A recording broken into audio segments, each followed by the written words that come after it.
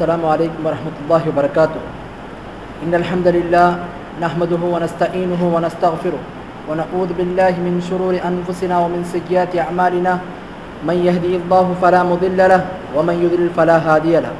وأشهد أن لا إله إلا الله وحده لا شريك له وأشهد أن محمدا عبده ورسوله أرسله بالحق بشيرا ونذيرا. أما بعد فإن خير الحديث كتاب الله وخير الهدي هدي محمد صلى الله عليه وسلم وشر الأمور محدثاتها وكل محدثة بدعة وكل بدعة ضلالة وكل ضلالة في النار. يا أيها الذين آمنوا اتقوا الله حق تقاته ولا تموتن إلا وأنتم مسلمون. يا أيها الناس اتقوا ربكم الذي خلقكم من نفس واحدة وخلق منها زوجها بث منهما رجالا كثيرا ونساء واتقوا الله الذي تساءلون به والأرحام إن الله كان عليكم رقيبا. يا أيها الذين آمنوا اتقوا الله وقولوا قولا سديدا يصلح لكم أعمالكم ويغفر لكم ذنوبكم ومن يطع الله ورسوله فقد فاز فوزا عظيما. عن عمر بن الخطاب رضي الله عنه قال: بينما نحن عند رسول الله صلى الله عليه وسلم ذات يوم إذ ترى علينا رجل شديد بياض الثياب شديد السواد الشعر لا يرى عليه أثر السفر ولا يعرفه منا أحد حتى جلس إلى نبي الله صلى الله عليه وسلم فأسند ركبتيه إلى ركبتيه ووضع كفيه على فخذيه وقال: يا محمد أخبرني عن الإسلام.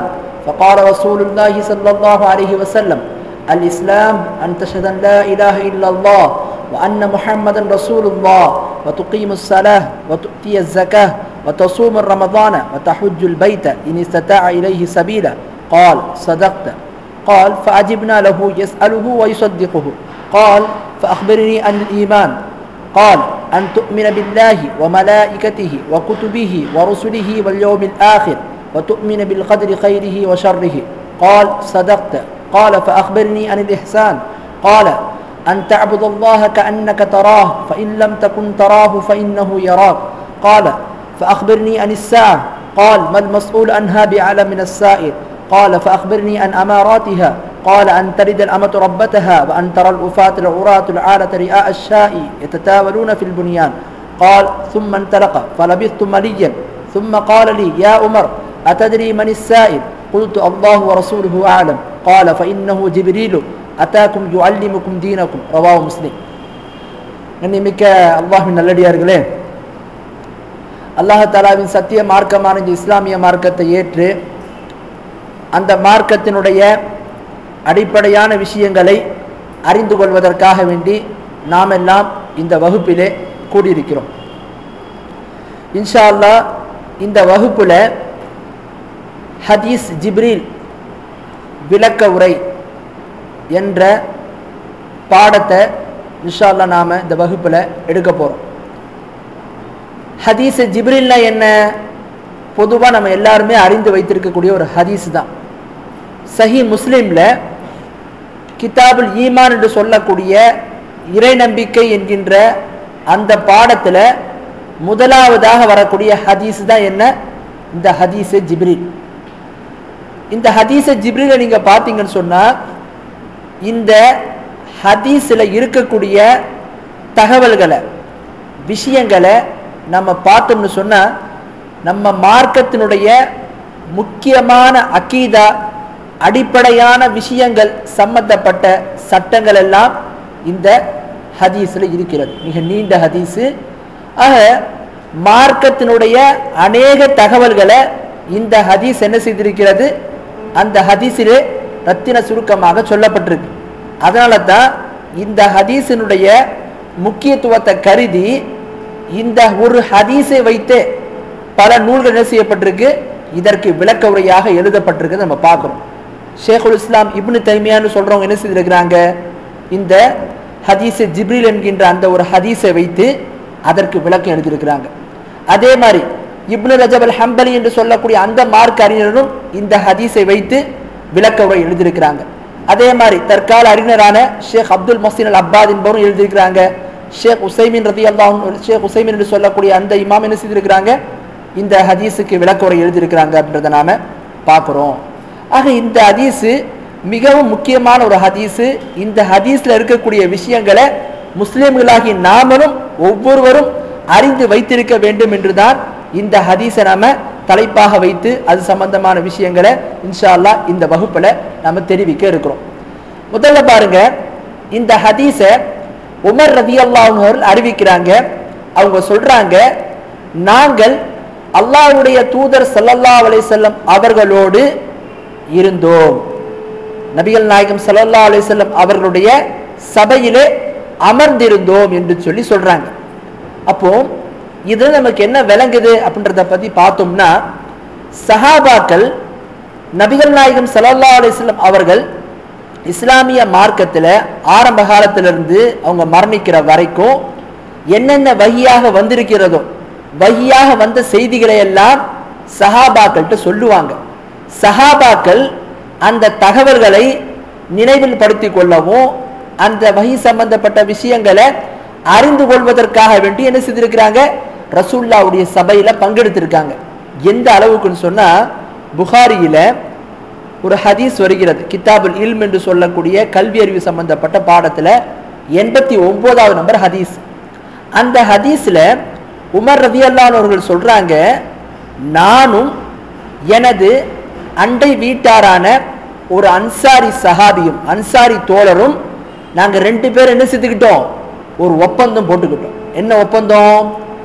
நபிகள் நாயகம் ஸல்லல்லாஹு அலைஹி வஸல்லம் நீங்க போங்க, இன்று நீங்கள் சென்று நபிகள் நாயகம் ஸல்லல்லாஹு அலைஹி வஸல்லம் என்னவெல்லாம் சொல்லுகிறார்கள் என்பதை நீங்க கேட்டுட்டு வாங்க. நான் இன்று என்னுடைய வாழ்வாதாரத்தை தேடி நான் வெளியே வியாபாரத்துக்கு போறேன். அதே மாதிரி நாளைக்கு நான் என்ன செய்யறேன், நபிகள் நாயகம் ஸல்லல்லாஹு அலைஹி வஸல்லம் அவங்க என்னென்ன விஷயங்களை சொல்றாங்கன்னு சொல்லி ரசூலுல்லாஹ்வுடைய சபையில அவங்களுடைய அந்த அமர்வுல போய் நான் சென்று என்ன செய்யறேன், அவங்க சொல்லக்கூடிய விஷயத்தெல்லாம் கேட்கிறேன். இன்னைக்கு நீங்க என்ன கேட்குறீங்களோ அதை நீங்க எனக்கு சொல்லுங்க. நாளைக்கு நீங்க வியாபாரத்துக்கு போய் வீட்டுக்கு வருவீங்க பார்த்தீங்களா திரும்பி, அப்போ நான் என்னெல்லாம் கேட்டனோ அதை உங்களுக்கு தெரியப்படுத்துவேன் என்று சொல்லி உமர் ரலியல்லாஹு அன்ஹு என்ன செய்திருந்தாங்க, ஒரு முறையை ஏற்படுத்தி இருந்தாங்க அப்படின்றத நாம பார்க்கிறோம். அந்த சஹாபாக்கள் மார்க்கத்தை அறிந்து கொள்வதில் எவ்வளோ ஒரு ஆர்வமா இருந்தாங்க, மார்க்க விஷயங்களை தெரிந்து கொள்வதற்கான வாய்ப்புகளை அந்த சந்தர்ப்பங்களை அவங்க எப்படி அமைத்து கொண்டாங்கன்னு நம்ம பார்க்குறோம். ஆனால் அதே நேரத்தில் இன்னைக்கு நம்ம முஸ்லீம்களாகிய நம்ம அதிகமாக நமக்கு இஸ்லாமிய கல்வி அந்த வகுப்பு அந்த அமர்வுன்னு சொன்னால் ஒன்றே ஒன்று தான், என்ன, பொதுவாக நமக்கு ஜும்மா மட்டும்தான் கிடைக்கும். அந்த ஜும்மாவும் என்ன உயிரோட்டமாக இருப்பதில்லை.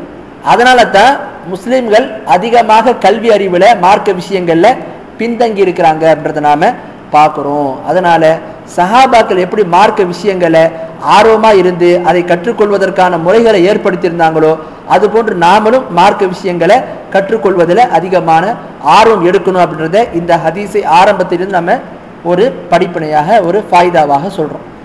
அடுத்து பாருங்க, உமர் ரலியல்லாஹு அன்ஹு சொல்றாங்க, நாங்கள் நபிகள் நாயகம் ஸல்லல்லாஹு அலைஹி வஸல்லம் சபையில அமர்ந்திருந்தோம். அந்த நேரத்தில் எங்களிடம் ஒரு மனிதர் வந்தார். எப்படி வந்தார்? வெண்ணிறமான ஆடையை உடுத்தி கொண்டு, வெள்ளை வெள்ளேன்னு ஒரு ஆடையை உடுத்தி கொண்டு, அவருடைய முடி மிகவும் கருநிறமாக இருந்தது. அப்படிப்பட்ட ஒரு மனிதர் வந்தார். அவர் எப்படி இருந்தார் பார்க்கறதுக்கு? லா யுரா அலைஹி அஸரு சஃபர். அவரு உள்ளூர்வாசி மாதிரி தெரியல. உள்ளூர்வாசியார்னா என்ன, அவர் யாருன்னு தெரிஞ்சிடும். ஆனா வந்திருப்பவர் உள்ளூர்வாசி போல தெரியல, வெளியூர்வாசி மாதிரி இருக்கிறார். ஆனா என்ன, வெளியூர்ல இருந்து வந்து இங்க வந்து பயணம் செய்து வந்ததற்கான எந்த ஒரு களைப்பும் அவரிடத்துல இல்லை. அப்பதான் அவங்க பார்க்கிறாங்க, யார் இந்த மனிதர், நமக்கு அறிமுகம் இல்லாதவராகவும் இருக்கிறார், வெளியூர்வாசி மாதிரி இருக்கிறாரு, உள்ளூர்வாசி மாதிரி இல்லை. ஆனா அதே நேரத்துல பயணம் செய்து வந்ததற்கான எந்த ஒரு களைப்பும் அவரிடத்துல தெரியலையே என்று சொல்லி சஹாபாக்கள் ஆச்சரியமாக பார்க்கிறாங்க. அப்ப அந்த மனிதர் என்ன செய்யறாருன்னு சொன்ன, நபிகள் நாயகம் ஸல்லல்லாஹு அலைஹி வஸல்லம் அவங்களுடைய அருகில் வந்து அமருகிறார். அவங்களுடைய அந்த கெண்டைக்கால் கிட்ட வந்து என்ன செய்யறாங்க, அந்த நபர் வந்து அமர்கிறார். அமர்ந்து விட்டு தன்னுடைய தொடையின் மீது கைகளை வைத்து விட்டு கேட்கிறார், யா முஹம்மத் அஹ்பிர்னி அனில் இஸ்லாம். முஹம்மது ஸல்லல்லாஹு அலைஹி வஸல்லம் அவர்களே, எனக்கு நீங்கள் இஸ்லாம் என்றால் என்ன என்பதை தெரியப்படுத்துங்கள் என்று சொல்லி கேட்கிறார். கேட்ட உடனே அல்லாஹ்வுடைய தூதர் ஸல்லல்லாஹு அலைஹி வஸல்லம் பதில் சொன்னார்கள், இஸ்லாம் என்று சொன்னால் லா இலாஹ இல்லல்லாஹ் என்று சாட்சி கூறுவது, அதிலே அல்லாஹ்வுடைய தூதர் முஹம்மது ஸல்லல்லாஹு அலைஹி வஸல்லம் அவர்கள் அல்லாஹ்வுடைய தூதராக இருக்கிறார் என்று சாட்சி கூறுவது, வணக்கத்திற்குரிய அல்லாஹ்வை தவிர அவர் யாரும் இல்லை என்றும் சாட்சி கூறுவது, முஹம்மது ஸல்லல்லாஹு அலைஹி வஸல்லம் அவர்கள் அல்லாஹ்வுடைய தூதராக இருக்கிறார் என்று சாட்சி கூறுவது, இது இஸ்லாம். இரண்டாவது இஸ்லாத்தில் இரண்டாவது விஷயம் என்ன? வதுகீமுஸ் ஸலாஹ், தொழுகையை நிலைநாட்டுவது. அடுத்து மூன்றாவது வதுத்திய ஸகாத், ஸகாத்தை வழங்குவது. நான்காவது வதசூம ரமதான, ரமலானுடைய கடமையான நோன்புகளை வைப்பது. ஐந்தாவது யார் காபத்துல்லா வரை சென்று வருவதற்கு சக்தி பெற்றிருக்கிறாரோ அவர் ஹஜ் செய்வது. இதுதான் இஸ்லாம் என்று சொல்லி நபிகள் நாயகம் ஸல்லல்லாஹு அலைஹி வஸல்லம் பதில் சொல்றாங்க.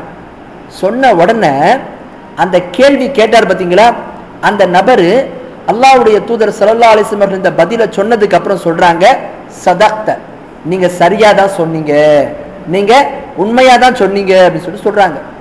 சஹாபாக்களுக்கெல்லாம் ஆச்சரியம், என்ன இந்த மனிதர் யாரு, கேள்வியும் கேட்கிறாரு, கேள்விக்கு பதில் அளித்ததுக்கு அப்புறம் நீங்க சரியா வேற சொன்னீங்கன்றாரு, இவர் யாருன்னு சொல்லி ஆச்சரியப்படுறாங்க.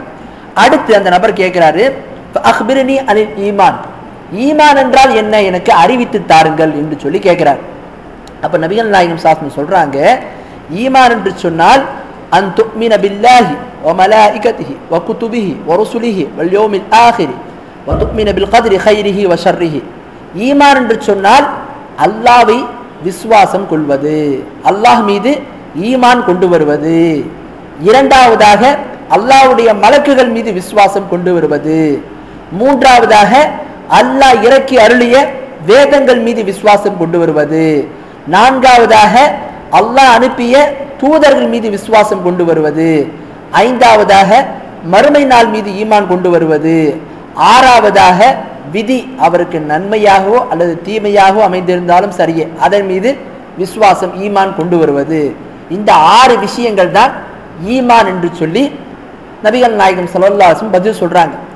சொன்னதுக்கு அப்புறம் அந்த கேள்வி கேட்ட நபர் சொல்றாரு, சதக்த, நீங்க சரியா சொன்னீங்க, நீங்க உண்மையைத்தான் சொன்னீங்கன்னு சொல்லிட்டு என்ன செய்யறாரு, அவரு பதில் சொல்றாரு.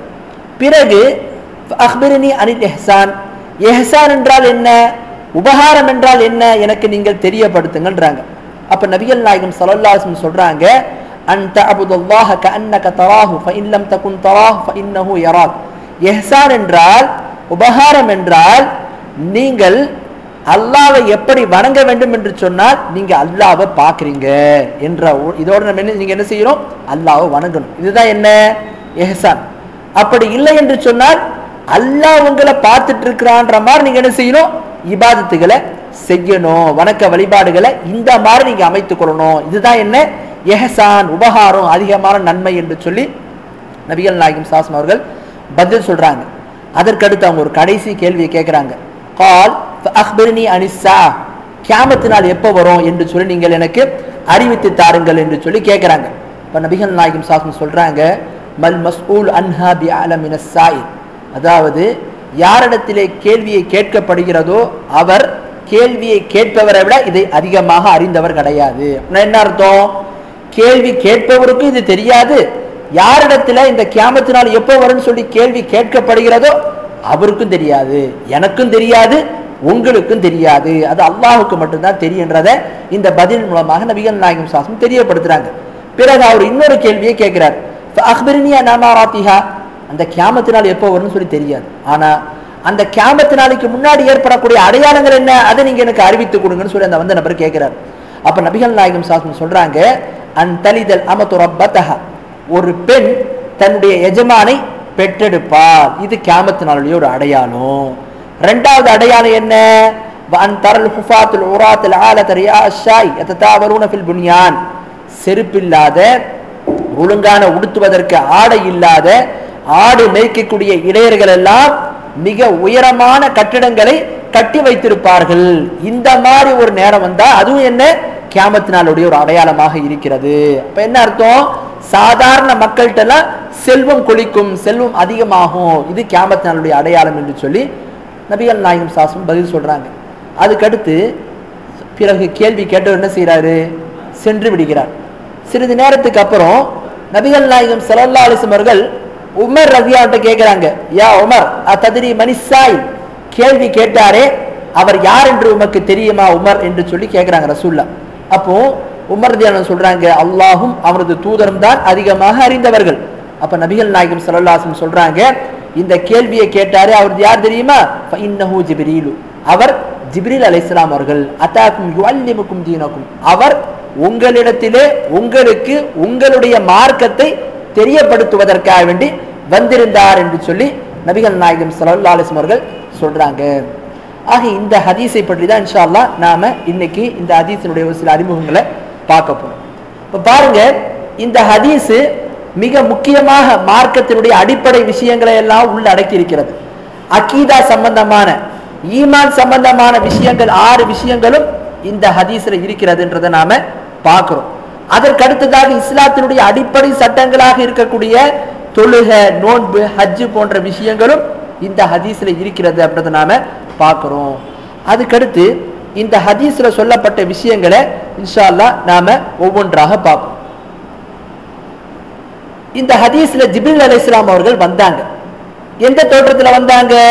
ஜிப்ரீல் அலைஹிஸ்ஸலாம் அவர்கள் மனிதனுடைய தோற்றத்துல வந்தாங்க. அப்ப ஜிப்ரீல் அலைஹிஸ்ஸலாம் அவர்கள் நபிகள் நாயகம் ஸல்லல்லாஹு அலைஹி வஸல்லம் அவரிடத்துல மார்க்க விஷயங்களை தெரியப்படுத்துவதற்காக வேண்டி இந்த மாதிரி பல சந்தர்ப்பங்கள்ல மனிதர்களுடைய தோற்றத்துல வந்திருக்கிறாங்க அப்படின்றத நாம பார்க்கிறோம். இது சம்பந்தமா பல ஹதீஸுகள்ல வருது.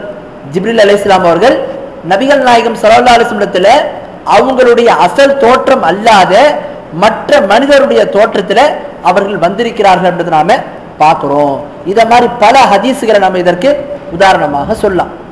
ஆனா அதே நேரத்தில் நம்ம இதையும் ஒரு விஷயத்தை தெரிஞ்சுக்கணும், மலக்குமார்கள் நபிமாரிடத்துல வரும்போது அவங்களுடைய அசல் தோற்றத்தில் என்ன செய்ய மாட்டாங்க?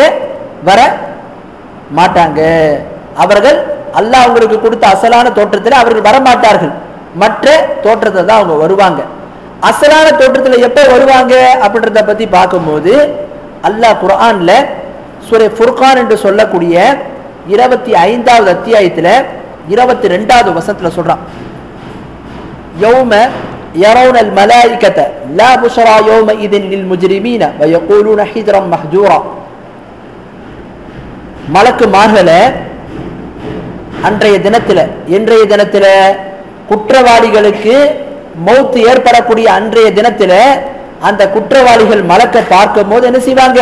மலக்குகளை அவர்கள் பார்ப்பார்கள். மலக்குகளை அவங்களுடைய அசல் தோற்றத்துல பார்ப்பார்கள். அன்றைய தினத்துல அவங்களுக்கு எந்த ஒரு நற்செய்தியும் இருக்காது. மேலும் என்ன, அவர்களுக்கு கிடைக்கப்படக்கூடிய அனைத்து விஷயங்களும் என்ன செய்யப்படும்? நன்மைகளும் தடுக்கப்பட்டு விடும் என்று சொல்லி மலக்குகள் அவரிடத்துல சொல்வார்கள் என்று சொல்லி அல்லாஹ் இந்த வசனத்துல சொல்றான். அப்ப நமக்கு என்ன விளங்குதுன்னா, மலக்குமார்கள் நபிமார்களிடத்துல வரும்போது அசல் ரூபத்துல வரமாட்டாங்க, மாற்று ரூபத்துல தான் வருவாங்க. அவங்களுடைய அசல் தோற்றத்துல வரமாட்டாங்க. அசல் தோற்றத்துல எப்ப வருவாங்கன்னு சொன்ன, பொதுவாக மார்க்கத்தினுடைய ஆதாரங்களை வைத்து பார்க்கும்போது மலக்குகள் மனிதர்களுக்கு அவங்களுடைய மௌத்தாக, அதாவது மரணிக்கக்கூடிய நேரத்துல, அந்த மரணத்தை தரக்கூடிய நேரத்துல அசல் தோற்றத்துல வருவாங்கன்றது அல்லாஹ் தஆலா குர்ஆன்ல சொல்றான். இது போக வரக்கூடிய ஆதாரங்களை வைத்து பார்க்கும்போது நபிகள் நாயகம் ஸல்லல்லாஹு அலைஹி வஸல்லம் அவர்கள் 2 முறை ஜிப்ரீல் அலைஹிஸ்ஸலாம் அவர்களை அவங்களுடைய அசல் தோற்றத்துல பார்த்திருக்கிறாங்க. நபிகள் நாயகம் ஸல்லல்லாஹு அலைஹி வஸல்லம் அவர்கள் 2 முறை ஜிப்ரீல் அலைஹிஸ்ஸலாம் அவர்களை அவங்களுடைய அசல் தோற்றத்துல பார்த்திருக்காங்க. ஒரு சந்தர்ப்பம் எங்க அப்படின்றத பத்தி பார்க்கும்போது நபிகள் நாயகம் ஸல்லல்லாஹு அலைஹி வஸல்லம் அவர்கள் மக்காவிலே இருக்கும்போது ஆரம்ப காலத்துல வஹி இறங்கி கொண்டிருக்கக்கூடிய அந்த நேரத்துல ஜிப்ரீல் அலைஹிஸ்ஸலாம் அவர்கள் அவங்களுடைய அசல் ரூபத்துல அல்லாஹ்வுடைய தூதர் ஸல்லல்லாஹு அலைஹி வஸல்லம் இடத்துல முன்பு வந்தார்கள். இது ஒரு சந்தர்ப்பம். ரெண்டாவது ஒரு சந்தர்ப்பம் எங்க அப்படின்றத பத்தி பார்க்கும்போது மேராஜ் கேள்விப்பட்டிருக்கீங்களா? அந்த மேராஜ் சம்பவத்துல நபிகள் நாயகம் ஸல்லல்லாஹு அலைஹி வஸல்லம் அவர்கள் ஜிப்ரீல் அலைஹிஸ்ஸலாம் அவர்களை பார்த்தார்கள். இது அல்லாஹ்வே குர்ஆன்ல சூரா நஜ்ம் என்று சொல்லக்கூடிய 53வது அத்தியாயத்துல 13வது வசனத்திலையும் 14வது வசனத்திலும் சொல்றான், வலகத் ரஆஹு நத்லத்துன் உக்ரா இந்த சித்ரத்தில் முன்தஹா. அல்லாஹ் இந்த வசனத்துல சொல்றான், அவரை மற்றொரு முறை அவர் கண்டார். எங்கே? சித்ரத்துல் முன்தஹா என்று சொல்லக்கூடிய அந்த இளந்த மரத்தினுடைய அந்த மரத்துக்கிட்ட, இளந்த மரத்துக்கிட்ட நபிகள் நாயகம் ஸல்லல்லாஹு அலைஹி வஸல்லம் அவர்கள் 2வது முறையாக ஜிப்ரீல் அலைஹிஸ்ஸலாம் அவர்களை கண்டார்கள் என்று சொல்லி அல்லாஹ் இந்த வசனத்துல சொல்றான். அப்படின்றத நாம தெரிந்து கொள்றோம். அதுக்கடுத்து வாங்க, இந்த ஹதீஸ்ல நபிகள் நாயகம் ஸல்லல்லாஹு அலைஹி வஸல்லத்துல இஸ்லாம் என்று சொன்னால் என்ன அப்படின்னு கேள்வி கேட்கப்பட்டது. அதற்கு நபிகள் நாயகம் ஸல்லல்லாஹு என்ன பதில் சொன்னாங்க? இஸ்லாம் என்றால் என்ன பதில் சொன்னாங்க? ஜிப்ரீல் அலைஹிஸ்ஸலாம் வந்து கேள்வி கேட்கறாங்கல்ல, இஸ்லாம் என்றால் என்னன்னு. அப்ப என்ன பதில் சொன்னாங்க? லா இலாஹ இல்லல்லாஹ் முஹம்மது ரசூலுல்லாஹ் என்று சாட்சி சொல்வது, அடுத்து தொழுகை, அடுத்து மூன்றாவது நோன்பு, நான்காவது ஜக்காத், அஞ்சாவது ஹஜ். அப்ப இஸ்லாம் என்று சொன்னா என்ன பதில் சொன்னாங்க? இந்த 5 விஷயத்தை சொன்னாங்க. அப்ப இஸ்லாம்னு சொன்னா இந்த 5 விஷயம் மட்டும்தானா? இஸ்லாம் என்று சொன்னால் இந்த 5 விஷயம் மட்டும்தானா? சரி, இன்னும் கொஞ்சம் வாங்க. இந்த விஷயத்துக்கு நம்ம பதில் சொல்றதுக்கு முன்னாடி புகாரியில 11ஆம் நம்பர் ஹதீஸ், அந்த ஹதீஸை அபு புர்தா என்று சொல்லக்கூடிய சஹாபி அறிவிக்கிறாங்க, அபு மூசா ரலியல்லாஹு அன்ஹு அறிவிக்கிறாங்க. அவங்க சொல்றாங்க, அல்லாஹ்வுடைய தூதர் ஸல்லல்லாஹு அலைஹி வஸல்லத்திலே கேட்கப்பட்டது, ஐயுல் இஸ்லாமி அஃதல், இஸ்லாமிய மார்க்கத்திலே சிறந்த காரியம் எது? இஸ்லாமிய மார்க்கத்திலேயே சிறந்த காரியம் எது என்று சொல்லி கேட்கப்பட்டது. அப்ப நபிகள் நாயகம் ஸல்லல்லாஹு அலைஹி வஸல்லம் பதில் சொன்னாங்க, மன் சலிமல் முஸ்லிமூன மின் லிசானிஹி வ யதி, எந்த முஸ்லிம் பிற முஸ்லிமுக்கு தன்னுடைய கரத்தின் மூலமாகவும் தன்னுடைய நாவின் மூலமாகவும் அபயம் அளிக்கிறாரோ அதுதான் என்ன, அப்படிப்பட்ட முஸ்லிம் தான் சிறந்த முஸ்லிம். அப்படிப்பட்ட அந்த காரியம் தான் இஸ்லாத்துல சிறந்த காரியம், பிறருக்கு துன்பம் அளிக்காமல் இருக்கிறது. விளங்குதா? அப்ப நபிகள் நாயகம் ஸல்லல்லாஹு அலைஹி வஸல்லம் இடத்துல இஸ்லாத்திலே சிறந்த செயல் எது என்று கேட்கும்போது என்ன பதில் சொன்னாங்க? ஒரு மனிதர் பிற மனிதருக்கு துன்பம் தராமல் இருப்பதை பதிலாக சொன்னார்கள். அதே மாதிரி பாருங்க, புகாரில 12ஆவது நம்பர் ஹதீஸ், அப்துல்லா பின் அமர் ரலியல்லாஹு அன்ஹு அறிவிக்கிறாங்க. அதுல அவங்க சொல்றாங்க, சால நபியுல்லாஹி ஸல்லல்லாஹு அலைஹி வஸல்லம், ஒரு மனிதர் அல்லாஹ்வுடைய தூதர் ஸல்லல்லாஹு அலைஹி வஸல்லம் கேட்டாரு, ஐயுல் இஸ்லாமி கைருன், இஸ்லாமிய மார்க்கத்திலேயே ரொம்ப சிறந்த காரியம் எது, இஸ்லாத்திலே மிக சிறந்த செயல் எது என்று கேட்டார்கள். அதற்கு நபிகள் நாயகம் ஸல்லல்லாஹு பதில் சொன்னாங்க, துதைமு துஆம வ தக்ரஉ ஸலாம அலா மன் அரஃப்த வ மன் லம் தஅரிஃப், நீங்க மக்களுக்கு உணவளிப்பது, இரண்டாவதாக நீங்கள் அறிந்தவர்கள் அறியாதவர்களுக்கு சலாம் உரைப்பது, சலாம் சொல்லுவது, சலாம் கூறுவது, இதுதான் என்ன இஸ்லாமிய மார்க்கத்துல சிறந்த செயல்றாங்க. விளங்குதா? அப்ப என்ன விளங்குது? இந்த 2 ஹதீஸ் நீங்க கேட்டிருப்பீங்க. ஒரு முஸ்லிம் பிற முஸ்லிமுக்கு துன்பம் இழைக்க மாட்டாரு, அபயமா இருப்பாரு. அதே மாதிரி ஒரு மனிதர் இன்னொரு முஸ்லிமுக்கு என்ன செய்வாரு? உணவளிப்பாரு, சலாம் சொல்லுவார். இது என்ன இஸ்லாத்தினுடைய சிறந்த செயல்கள் என்று சொல்லி நபிகள் நாயகம் ஸல்லல்லாஹு பதில் சொன்னாங்க. இதற்கு முன்னாடி நம்ம ஹதீஸை பார்க்கும்போது இஸ்லாம் என்றால் என்னன்னு சொல்லி நம்ம பார்த்தோம், 5 விஷயத்தை பற்றி மட்டும்தான் பார்த்தோம். ஆனா நபிகள் நாயகம் ஸல்லல்லாஹு அலைஹி வஸல்லம் மற்ற ஹதீஸுகள்ல இந்த 5 விஷயங்கள் அல்லாத மற்ற விஷயங்களையும் இஸ்லாம் என்று சொல்லும் போது அதற்கு விளக்கமாக சொல்லியிருக்கிறாங்க. விளங்குதா இல்லையா? அப்ப இதை நம்ம எப்படி எடுத்துக்கிறது? நான் கேட்ட கேள்வி உங்களுக்கு புரியுதா? கேள்வி புரியுதா? நான் கேட்ட கேள்வி என்ன புரியுது? இஸ்லாம் என்று சொன்னால் 5 விஷயம் சொன்னாங்க. இது போக மற்ற ஹதீஸுகளை நபிகள் நாயகம் ஸல்லல்லாஹு இஸ்லாம் சொல்லும் போது மற்ற காரியங்களும் சொல்லியிருக்காங்க. உணவு விருந்தளிப்பது, சலாம் சொல்லுவது, பிற முஸ்லிமை வந்து துன்புறுத்தாம இருப்பது, இதெல்லாம் கூட இஸ்லாம்னு சொல்றாங்க. அப்ப இஸ்லாம் என்று சொன்னால் அந்த 5 விஷயங்கள் மட்டும்தானா, அல்லது இந்த எல்லா விஷயங்களும் அடங்கியது இஸ்லாம்? இதுக்கு நீங்க பதில் அளிக்கணும்னு சொன்னா, பதில் தெரிந்து கொள்ள வேண்டும் என்று சொன்னால், நபிகள் நாயகம் ஸல்லல்லாஹு சொல்லக்கூடிய ஒரு ஹதீஸ் புகாரில வருது, புனியல் இஸ்லாம் அலா ஹம்சின், இஸ்லாமிய மார்க்கம் 5 விஷயங்கள் மீது நிறுவப்பட்டிருக்கு. அந்த 5 விஷயங்கள் என்ன? நம்ம இஸ்லாம் என்று சொன்னால் என்னன்னு பார்த்தோம் பாத்தீங்களா? ஷஹாதத் என்ற கலிமாவை சொல்றது, தொழுகிறது, நோன்பு வைப்பது, ஹஜ் செய்வது, ஜக்காத்து கொடுப்பது, இதெல்லாம் இருக்கு பாத்தீங்களா? இந்த 5 விஷயம் தான் இஸ்லாத்தினுடைய அடிப்படைகள். விளங்குதா? அப்ப எப்படி விளங்கிக் கொள்ள வேண்டும் என்று சொன்னால், இஸ்லாத்தினுடைய தூண்கள் என்பது என்ன? இந்த 5 விஷயங்கள் தான். இது போக மற்ற இஸ்லாம்னு சொல்லி என்னென்ன விஷயங்கள்லாம் வருதோ அதெல்லாம் என்ன? இந்த தூண்களை தவிர்த்து மற்ற வரக்கூடிய விஷயங்கள்லாம் என்ன? அதுதான் அடிப்படை. மற்ற விஷயங்கள் எல்லாம் அதற்கு மேலே இருப்பது. ஒரு கட்டிடம் மாதிரி. எப்படி கட்டிடத்திற்கு அடிப்படை ஒன்று இருக்கிறதோ அதுக்கு மேல என்ன வரும்? பில்டிங் வருது பாத்தீங்களா? அத மாதிரி தான் இஸ்லாம்னு சொல்லும் போது இந்த 5 விஷயங்கள் என்னவா இருக்கிறது? அடிப்படையாக இருக்கிறது. மற்ற விஷயங்கள் எல்லாம் அதோடு இணைந்திருக்கிறது, மேலே சேர்ந்திருக்கிறது என்றதை நாம விளங்கிக் கொள்ள வேண்டும். புரியுதா? இஸ்லாம் என்று சொன்னால் இதுதான் என்ன நபிகள் நாயகம் ஸல்லல்லாஹு அலைஹி வஸல்லம் நமக்கு இதன் மூலமாக தெரியப்படுத்துறாங்க. அதுக்கடுத்து நம்ம இன்னொரு விஷயத்தை இங்க விளங்கிக் கொள்ள வேண்டும். நபிகள் நாயகம் ஸல்லல்லாஹு அலைஹி வஸல்லம் இடத்துல இஸ்லாம் என்று சொன்னால் என்னென்ன பதில் சொன்னாங்க? லா இலாஹ இல்லல்லாஹ் முஹம்மது ரசூலுல்லாஹ்னு கலிமா சொல்லுவது, தொழுகுவது, நோன்பு வைப்பது, ஜக்காத்து கொடுப்பது, ஹஜ் செய்வது என்கின்ற மாதிரி சொல்றாங்க. அதே மாதிரி சலாம் சொல்லுவது, உணவளிப்பது, பிறரை துன்புறுத்தாமல் இருப்பது, இவை அனைத்துமே என்ன? வெளிப்படையான செயல்கள். இதெல்லாம் ஆக்டிவிட்டிஸ் தானே. தொழுவது, நோன்பு வைக்கிறது, ஜக்காத்து கொடுப்பது, விருந்தளிப்பது, சலாம் சொல்வது, இதெல்லாம் என்ன செயல்கள் தானே. அப்ப நபிகள் நாயகம் ஸல்லல்லாஹு அலைஹி வஸல்லம் அவர்கள் இஸ்லாம் என்றால் என்னன்னு கேட்கும்போது என்ன பதில் சொல்றாங்க? வெளிப்படையான செயல்களை தான் இஸ்லாம் என்று பதில் சொல்றாங்க. விளங்குதா? இஸ்லாம்னு கேட்கும்போது என்ன சொல்றாங்க? பதில் வெளிப்படையான செயல்களை தான் சொல்றாங்க. சார் கொஞ்சம் தயவுசெய்து இந்த கிளாஸை கொஞ்சம் ஆர்வமா கேளுங்க. ஏன்னு சொன்னா இது ரொம்ப முக்கியமான ஒரு கிளாஸ். அடிப்படையான விஷயங்கள் சம்பந்தப்பட்ட ஒரு இது. அதிகமான இந்த மாதிரி விஷயங்கள் நீங்க கேட்டிருக்க மாட்டீங்க. அதனால உங்களுக்கு கொஞ்சம் விளங்குறதுல சிரமம் இருக்கலாம். இன்ஷால்லா கொஞ்சம் ஆர்வமா நீங்க கேட்டீங்கன்னா இன்ஷால்லா உங்களுக்கு இலகுவாயிடும்.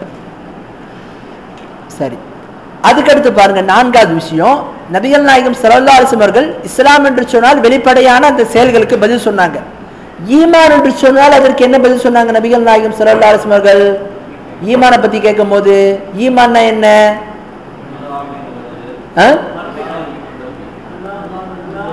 அல்லாஹ்வை நம்புவது,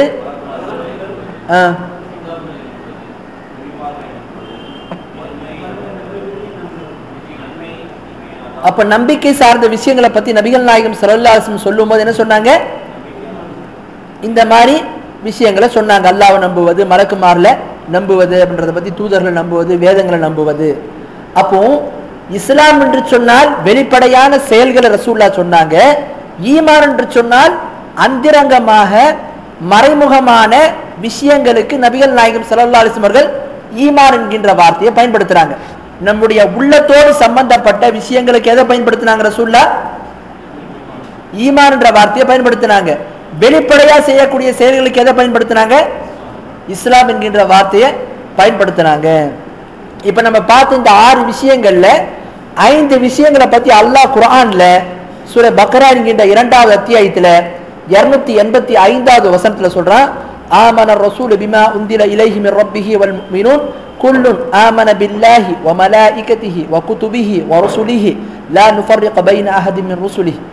அல்லாஹ் இந்த வசனத்துல அல்லாஹ்வுடைய தூதர் அல்லாஹ் அவர் மீது என்ன இறக்கியிருக்கிறாரோ அதனை அவரும் அவரை பின்பற்றக்கூடிய முஃமின்களும் விசுவாசம் கொள்ளுவார்கள். இவர்கள் அனைவரும் அல்லாஹ் மீது விசுவாசம் கொள்ளுவார்கள்.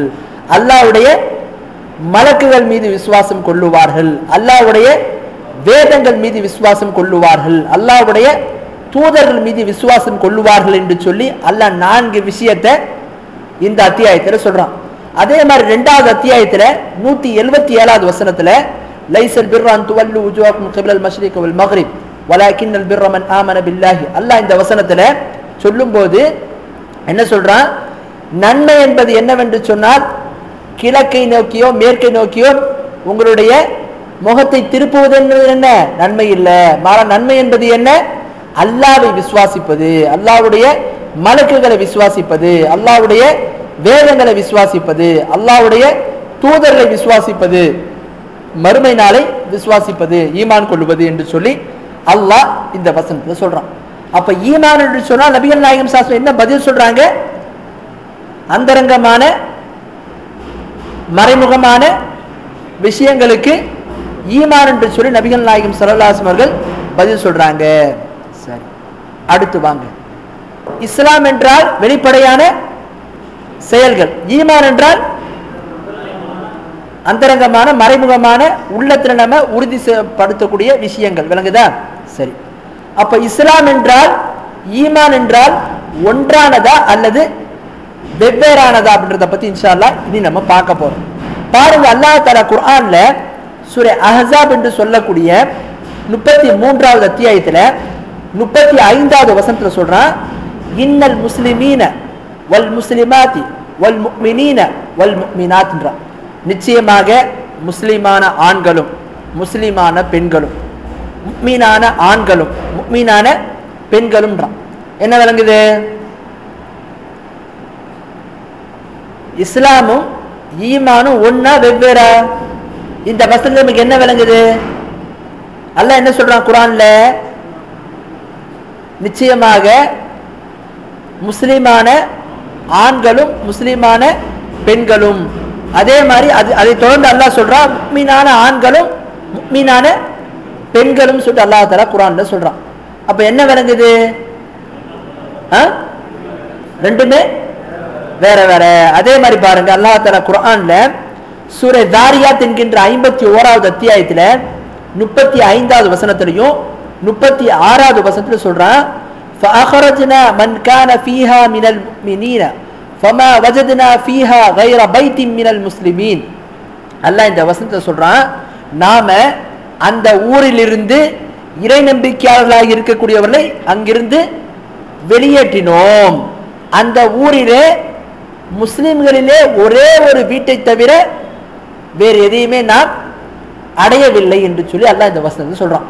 என்ன சொல்ல வரான்னா அல்லாஹ் தஆலா லூத் அலைஹிஸ்ஸலாமுடைய அந்த சமூகத்தை பத்தியும் லூத் அலைஹிஸ்ஸலாமுடைய குடும்பத்தாரை பத்தி அல்லாஹ் இந்த வசனத்துல சொல்றான். என்ன சொல்றான்? நாம லூத் அலைஹிஸ்ஸலாம் என்ன செய்தோம்? அந்த ஊரிலிருந்து வெளியேற்றிட்டோம். யாரை வெளியேற்றணும்? இறை நம்பிக்கையாளர்களை அந்த ஊரிலிருந்து வெளியேற்றி விட்டோம். யாரெல்லாம் இருப்பாங்க இறை நம்பிக்கையாளர்கள்? லூத் அலைஹிஸ்ஸலாம், அவங்களை பின்பற்றியும் எல்லாமே வந்துருவாங்க. அடுத்து அல்லாஹ் தொடர்ந்து சொல்றான் அந்த ஊரிலே முஸ்லிம்களிலே ஒருவருடைய வீட்டை தவிர வேற ஒன்றையும் நாம் காணவில்லை என்று அல்லாஹ் தஆலா. இப்ப என்ன விளங்குது?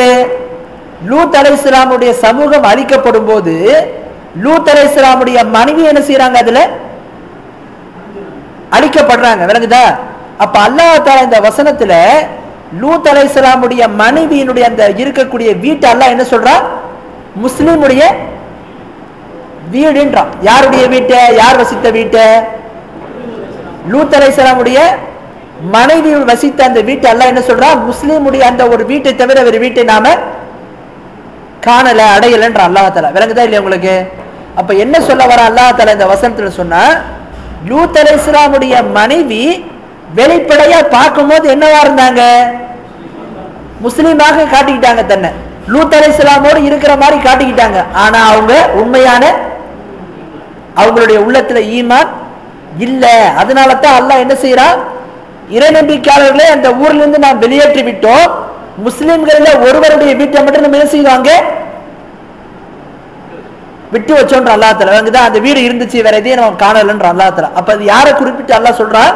லூத் அலைஹிஸ்ஸலாமுடைய மனைவியை குறிப்பிட்டு சொல்றான். அப்ப என்ன விளங்குதுன்னு சொன்னா இஸ்லாம் என்பதும் ஈமான் என்பதும் வெவ்வேறானது அப்படின்றத இந்த வசனங்கள் நமக்கு என்ன செய்யுது? அறிவிச்சு தருது. சரி, அடுத்து பாருங்க. இப்ப நம்ம இஸ்லாம் ஈமான் இருந்தா இரண்டும் வெவ்வேறு தானே பார்த்தோம். இப்ப பாருங்க புகாரியில 3095வது நம்பர் ஹதீஸ். அந்த ஹதீஸ்ல வஃப்த் அப்துல் கைஸ் என்று சொல்லக்கூடிய ஒரு வஃப்துனா தெரியுமா? நபிகள் நாயகம் ஸல்லல்லாஹு அலைஹி வஸல்லம் இஸ்லாத்தை பற்றி தெரிந்து கொள்வதற்காக வேண்டி மதீனாவை சுற்றி இருக்கக்கூடிய பல ஊர்கள் இந்த மக்கள் என்ன செய்வாங்க? குழு குழுவா வந்து இஸ்லாத்தை பற்றி தெரிஞ்சுட்டு போவாங்க. அவங்களுக்கு தான் வஃப்துன்னு சொல்லுவாங்க. வஃப்துன்னா ஒரு கூட்டம் அப்படின்னு அர்த்தம். அப்ப அப்துல் கைஸ் என்று சொல்லக்கூடிய அந்த கூட்டம் என்ன செய்கிறது? நபிகள் நாயகம் ஸல்லல்லாஹு அலைஹி வஸல்லம் வந்து மார்க்கத்தை கற்றுக்கொண்டு கொள்வதற்காக வேண்டி வருது. அப்ப வரும்போது அந்த மக்களுக்கு நபிகள் நாயகம் ஸல்லல்லாஹு சொல்றாங்க ஆமுருக்கும் பி அர்பைன், நான் உங்களுக்கு 4 விஷயங்களை பற்றி உங்களுக்கு நான் கட்டளையிடுகிறேன். அன்ஹாக்கும் அன் அர்பைன், அதே மாதிரி 4 விஷயங்களை உங்களுக்கு நான் தடுக்கின்றேன். நான் கட்டளையிடக்கூடிய 4 விஷயங்கள் என்ன அப்படின்றத பத்தி நபிகள் நாயகம் ஸல்லல்லாஹு சொல்லும் போது சொல்றாங்க அந்த 4 விஷயங்கள்ல முதல் விஷயம் என்ன? அல் ஈமானி பில்லா. அதுல முதல் விஷயம் என்ன? அல்லாஹ் மீது விசுவாசம் கொள்வது. அல்லாஹ் மீது விசுவாசம் கொள்வது என்றால் என்ன அப்படின்றத பத்தி நபிகள் நாயகம் ஸல்லல்லாஹு அலைஹி வஸல்லம் அந்த ஹதீஸ்ல விளக்கி சொல்றாங்க. வணக்கத்திற்குரியவன் அல்லாஹ்வை தவிர வேறு யாரும் இல்லை என்று சாட்சி கூறுவது. அடுத்து இரண்டாவது என்ன? தொழுகையை நிலைநாட்டுவது. மூன்றாவது ஜக்காத்தை கொடுப்பது. 4வது ரமலானுடைய நோன்பை வைப்பது. இந்த 4 விஷயங்களை நான் உங்களுக்கு கட்டளை இடுகிறேன்னு சொல்ற ரசூலா சொன்னாங்க. என்ன 4 விஷயங்களை சொன்னாங்க? முதல்ல என்ன சொன்னாங்க? அல்லாஹ் மீது ஈமான் கொள்ளுவது, அல்லாஹ் மீது விசுவாசம் கொள்ளுவது என்று சொல்லிட்டு அதற்கு விளக்கமா ரசூல் என்ன சொல்றாங்க?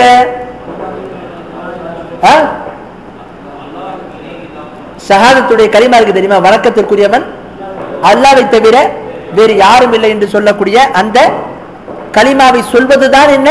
அல்லாஹ் மீது விசுவாசம் கொள்ளுவது என்று சொல்லி நபிகள் நாயகம் ஸல்லல்லாஹு அவர்கள் இந்த ஹதீஸ்ல பதில் சொல்றாங்க. இதை இன்னும் தெளிவா விளங்க வேண்டும் என்று சொன்னால் முஸ்லிம்ல வரக்கூடிய ஹதீஸ் அபூ ஹுரைரா ரலியல்லாஹு அன்ஹு அறிவிக்கிறாங்க. அவங்க சொல்றாங்க, அல்லாஹ்வுடைய தூதர் ஸல்லல்லாஹு அலைஹி வஸல்லம் சொன்னாங்க, அல் ஈமானு பிதுஉ வ சபஊன அவ் பிதுஉ வ சித்தூன ஷுஅபா. ஈமான் என்பது 70 அல்லது 60 மற்றும் அதற்கு அதிகமானது. ரசூலுல்லாஹ் சொல்றாங்க, ஈமான் என்பது 70 அதற்கு சற்று அதிகமானது, அதே மாதிரி 60 அல்லது அதற்கு சற்று அதிகமானது தான் என்ன? ஈமானு. மற்ற சில ஹதீஸ்கள்ல வருது அதுக்கு 60 கிளைகள் இருக்கிறது, 70 கிளைகள் இருக்கிறது ஈமானுக்கு என்று சொல்லி. பிறகு ரசூலுல்லாஹ் சொல்றாங்க, அந்த ஈமானிலேயே மிக உயர்ந்தது எது தெரியுமா? அஃதலுஹா, மிக சிறந்தது எது தெரியுமா? கவுலு லா இலாஹ இல்லல்லாஹ், லா இலாஹ இல்லல்லாஹ் என்று சொல்லுவது. வ அத்னாஹா, அதிலே மிக கடைசி நிலை என்பது என்ன? இமாத்தத்துல் அதா அனி தரீக், பாதையில கடக்கக்கூடிய துன்பம் தரக்கூடிய பொருளை அப்புறப்படுத்துவது. இது என்ன? ஈமானுடைய கடைசி நிலைன்றாங்க. விளங்குதா? சரி, இப்ப இந்த ஹதீஸ்ல ரசூலுல்லாஹ் 2 விஷயத்தை சொல்றாங்க. ஈமானுக்கு 60 அல்லது 70 கிளைகள் இருக்கிறது, அதுல உயர்ந்தது எது? லா இலாஹ இல்லல்லாஹ் என்று சொல்லுவது. அது ரொம்ப கடைசி நிலை என்பது எது? கடைசி கிளை என்பது எது? பாதையில கிடக்கக்கூடிய முள்ள, துன்பம் தரக்கூடிய பொருளை அப்புறப்படுத்துது. அப்ப இந்த ஹதீஸ் நீங்க கவனமா பாத்தீங்கன்னா ரசூலுல்லாஹ் வந்து ஈமான் என்றால் அதற்கு இத்தனை கிளைகள் சொல்லிட்டு எதை பத்தி சொல்றாங்க? ரசூலுல்லாஹ் எதை சொன்னாங்க? லா இலாஹ இல்லல்லாஹ் சொல்றத பத்தியும் பாதையில கிடக்கக்கூடிய கல்லு முள்ள அப்புறப்படுத்துறத பத்தியும் சொல்றாங்க. அப்ப இது எதுல வரும்? எதுல வரும்? சொல்லுங்க. லா இலாஹ இல்லல்லாஹ் சொல்றோம் பாத்தீங்களா? இஸ்லாம் என்றால் என்ன சொன்னாங்க? பதிலு லா இலாஹ இல்லல்லாஹ் சொல்றது, சாட்சி சொல்றது, தொழுவது, நோன்பு வைக்கிறது தான் இஸ்லாம் என்று சொன்னார்கள். அதே மாதிரி என்னென்ன வெளிப்படையான அமல்கள் இருக்கிறதோ அனைத்து எதுல வரும்? இஸ்லாம்ல வரும். இப்ப ரசூலுல்லாஹ் சொல்றாங்க, ஈமான் என்று சொன்னால் அந்த ஈமான்ல உயர்ந்த நிலை என்பது என்ன? லா இலாஹ இல்லல்லாஹ் சொல்றது. அதனுடைய கடைசி நிலை என்பது என்ன? பாதையில கிடக்கக்கூடிய கல்லு முள்ள அப்புறப்படுத்துறது என்று சொல்லி சொல்றாங்க. அப்ப என்ன விளங்குது நமக்கு? ஈமான் இஸ்லாம் ஒன்றா வெவ்வேறா? முதல்ல நம்ம 2 ஆதாரம் பார்த்தோம். அல்லாஹ் என்ன சொன்னா? முஸ்லிமான ஆண்களும் முஸ்லிமான பெண்களும் முஃமினான ஆண்களும் முஃமினான பெண்களும்ன்றான். இஸ்லாமும் ஈமானும் ஒண்ணுன்னா ஏன் தனித்தனியா சொல்லணும்? ரெண்டும் ஒண்ணுன்னு சொன்னா என்ன செய்திருக்கணும்? ஒன்னதானே சொல்லணும். ஆனா என்ன செய்யப்படுது? தனித்தனியா சொல்லப்படுது. சரி, இந்த ஹதீஸுகளை பார்க்கும்போது ரசூலுல்லாஹ் ஈமான்னு சொல்லிட்டு என்ன பண்றாங்க? இஸ்லாத்துல இருக்கக்கூடிய சில காரியங்கள்லாம் ஈமான்ல சேர்க்கிறாங்க. அப்ப இங்க இருந்து நமக்கு என்ன விளங்குது? இல்ல இல்ல, இஸ்லாம் ஈமான் ரெண்டுமே ஒண்ணு மாதிரி தான் தெரியுது அப்படின்ற மாதிரி தெரியுதா இல்லையா? தெரியுதா இல்லையா? சரி, இதற்கு என்ன பதில் அப்படின்னு சொல்லி சொன்னா இதுதான் சொல்லுவாங்க, இதா இஜ்தமஅ இஃப்தரகா வ இதா இஃப்தரகா இஸ்தமஹ. எப்ப வந்து இஸ்லாம் ஈமான் என்கின்ற இந்த 2 வார்த்தையும் எங்கேயாவது ஒரு இடத்துல தொடர்ந்து வந்தது என்று சொன்னால் அந்த இடத்துல என்ன? ரெண்டுக்குமே வேற வேற அர்த்தம். என்னென்ன அர்த்தம்? ஒரு இடத்துல இஸ்லாமும் வருது, அதே இடத்துல ஈமானும் வந்துச்சுன்னா என்ன அர்த்தம்? இஸ்லாம் என்றால் வெளிப்படையான அமல்களுக்கு சொல்லுவாங்க, ஈமான் என்றால் மறைமுகமான அந்தரங்கமான உள்ளத்தோடு சம்பந்தப்பட்ட அந்த இதுக்கு சொல்லுவாங்க. விளங்குதா? சரி, ஒரு இடத்துல ஈமான் என்கின்ற வார்த்தை மட்டும் வருது அல்லது இஸ்லாம் என்கின்ற வார்த்தை மட்டும் தனியா வருது அப்படின்னா என்ன அர்த்தம்? தனியா வந்துச்சுன்னு சொல்ல என்ன செய்யும்? ரெண்டுமே ரெண்டு சேர்ந்து வந்துடும் அர்த்தம். ஈமான்னு சொல்லி தனியா வந்தா இஸ்லாம் அதுல என்ன செய்யும்? சேர்ந்துடும். அதே மாதிரி இஸ்லாம் என்று சொன்னால் தனியா வந்தா அந்த இடத்துல ஈமானும் சேர்ந்துடும். அதனால தான் நபிகள் நாயகம் ஸல்லல்லாஹு என்ன பண்றாங்க? ஈமான் என்று சொன்னால் உங்களுக்கு 4 விஷயங்களை நான் கட்டளையிடுறேன். என்ன கட்டளையிடுறேன்? அல்லாஹ் மீது நீங்க ஈமான் கொண்டு வரணும். அல்லாஹ் மீது ஈமான் கொண்டு வரணும் என்ன அர்த்தம்? அதுல என்ன சொல்றாங்க ரசூலுல்லாஹ் எக்ஸ்பிளைன் பண்ணும்போது விளக்கம் சொல்லும்போது என்ன சொன்னாங்க? லா இலாஹ இல்லல்லாஹ் என்ற சாட்சி கூறுதல் அப்படின்ற அர்த்தத்தை ரசூலுல்லாஹ் சொல்றாங்க. அப்ப நமக்கு என்ன விளங்குது? அதே மாதிரி பாருங்க ரசூலுல்லாஹ் ஈமானுக்கு 60 அல்லது 70 கிளைகள் இருக்கிறது. அதுல உயர்ந்தது என்ன? லா இலாஹ இல்லல்லாஹ் சொல்லுவது. அப்ப இதுவும் என்ன? நம்ம ஏற்கனவே இஸ்லாம்ல பார்த்தது தான். அதே மாதிரி பாதையில கடக்கக்கூடிய துன்பம் தரக்கூடிய பொருளை அப்புறப்படுத்துறது இதுவும் என்ன? இஸ்லாம் என்று சொல்லக்கூடிய இந்த செயலோடு சம்பந்தப்பட்டது. ஆனா ரசூலுல்லாஹ் ஈமானுக்கு பதிலாக அதை சொல்றாங்க. அப்ப நமக்கு என்ன விளங்குது? இஸ்லாம் என்றால் ஈமான் என்றால் ஒரே இடத்துல 2 வார்த்தையும் சேர்ந்து வந்துச்சுன்னு சொன்னா அப்ப என்ன அர்த்தம்? என்ன எப்படி வரணும்? அது தனித்தனி அர்த்தம். அந்த இடத்துல எப்படி வழங்கணும்? ஒரே இடத்துல இஸ்லாம் ஈமான் என்கின்ற வார்த்தை வந்துச்சுன்னு சொன்னா இஸ்லாம் என்பது வெளிப்படையான செயல்களுக்கு சொல்லப்படும். ஈமான் என்பது அந்தரங்கமான மறைமுகமான அந்த விஷயங்களுக்கு சொல்லப்படும். இதுதான் என்ன அந்த வித்தியாசம். ஒரு இடத்துல இஸ்லாம் என்கின்ற வார்த்தை தனியா வந்தா அது எது சேர்த்துடும்? கூட ஈமான் என்ற வார்த்தையும் கூட சேர்த்துடும். அதே மாதிரி ஒரு இடத்துல இஸ்லாம் என்கின்ற வார்த்தை மட்டும் தனியா வந்தா அது என்ன செய்யும்? இஸ்லாமியும் ஈமானியும் சேர்த்துடும். விளங்குதா? விளங்குச்சா இல்லையா? யாருக்கு விளங்கல? யாருக்கு விளங்கல? கை தூக்கு.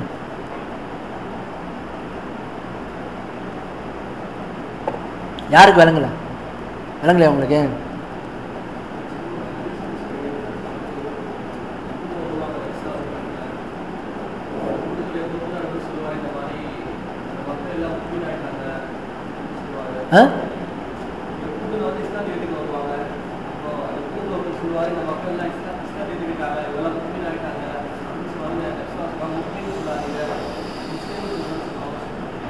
அதை பத்தி நம்ம வருவோம். இப்ப நம்ம சொன்ன வரைக்கும் உங்களுக்கு விளங்கிச்சா?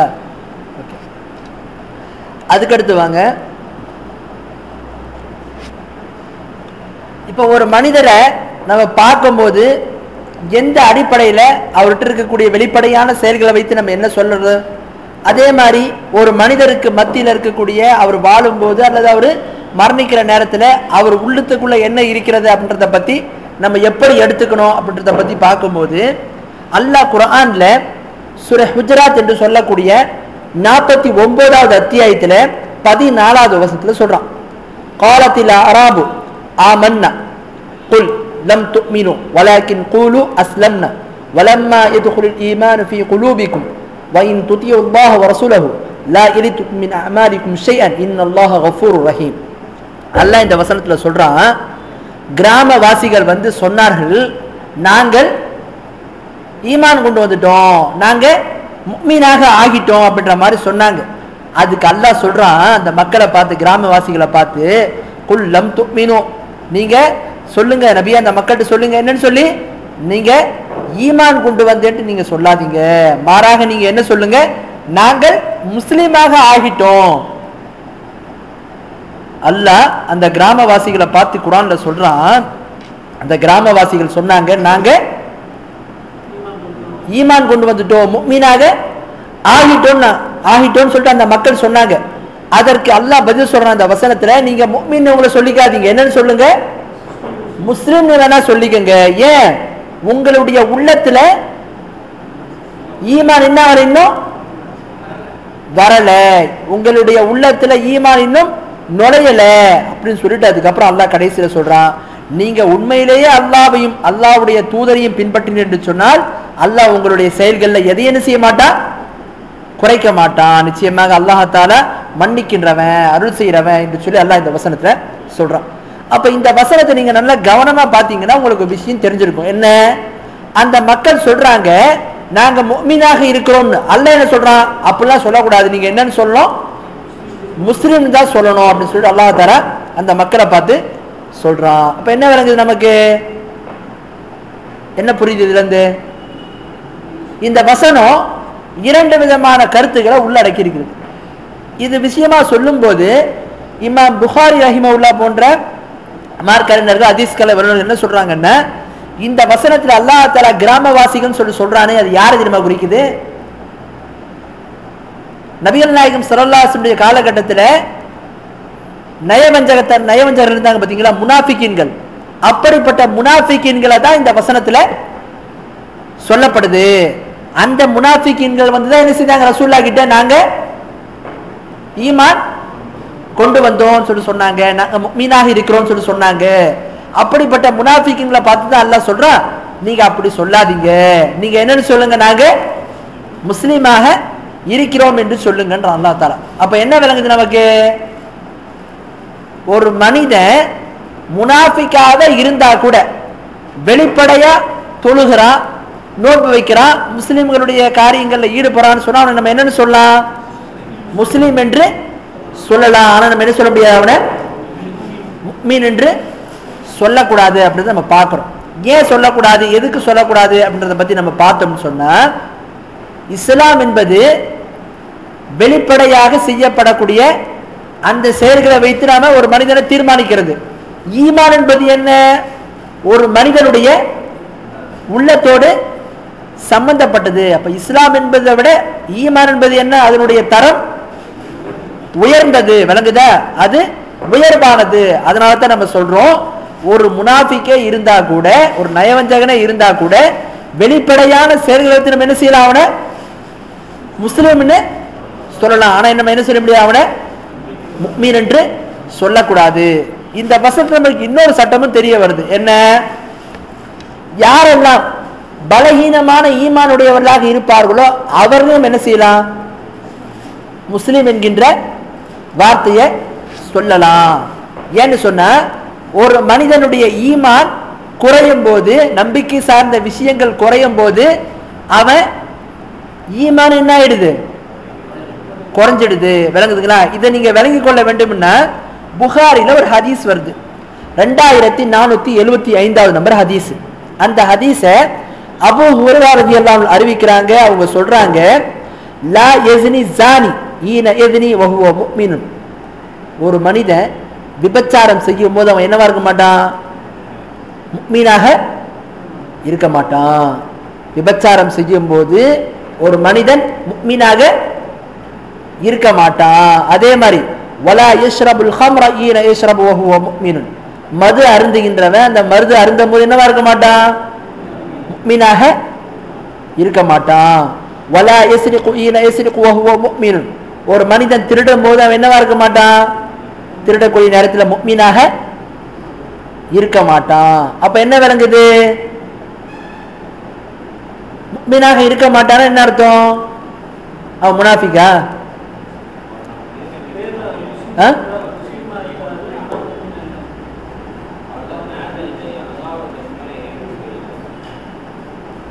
எப்படி இருக்கிறது, புரிஞ்சுதா இல்லை? என்ன கேள்வி கேட்டேன்னு ரொம்ப கஷ்டமா இருக்கா புரியுறதுக்கு? புரியுறதுக்கு இலகுவா இருக்கா, கஷ்டமா இருக்கா? சொல்லுங்க, உங்களுக்கு எந்த அளவு புரியுது?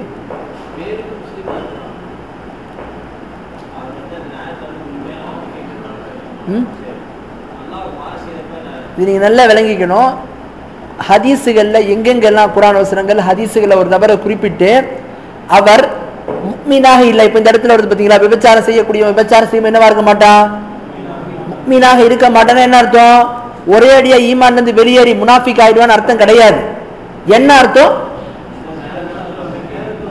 ஈமான் என்பது நம்ம அதையும் நம்ம இன்ஷா அல்லாஹ் பார்க்க போறோம், கூடவும் செய்யும் குறையவும் செய்யும்.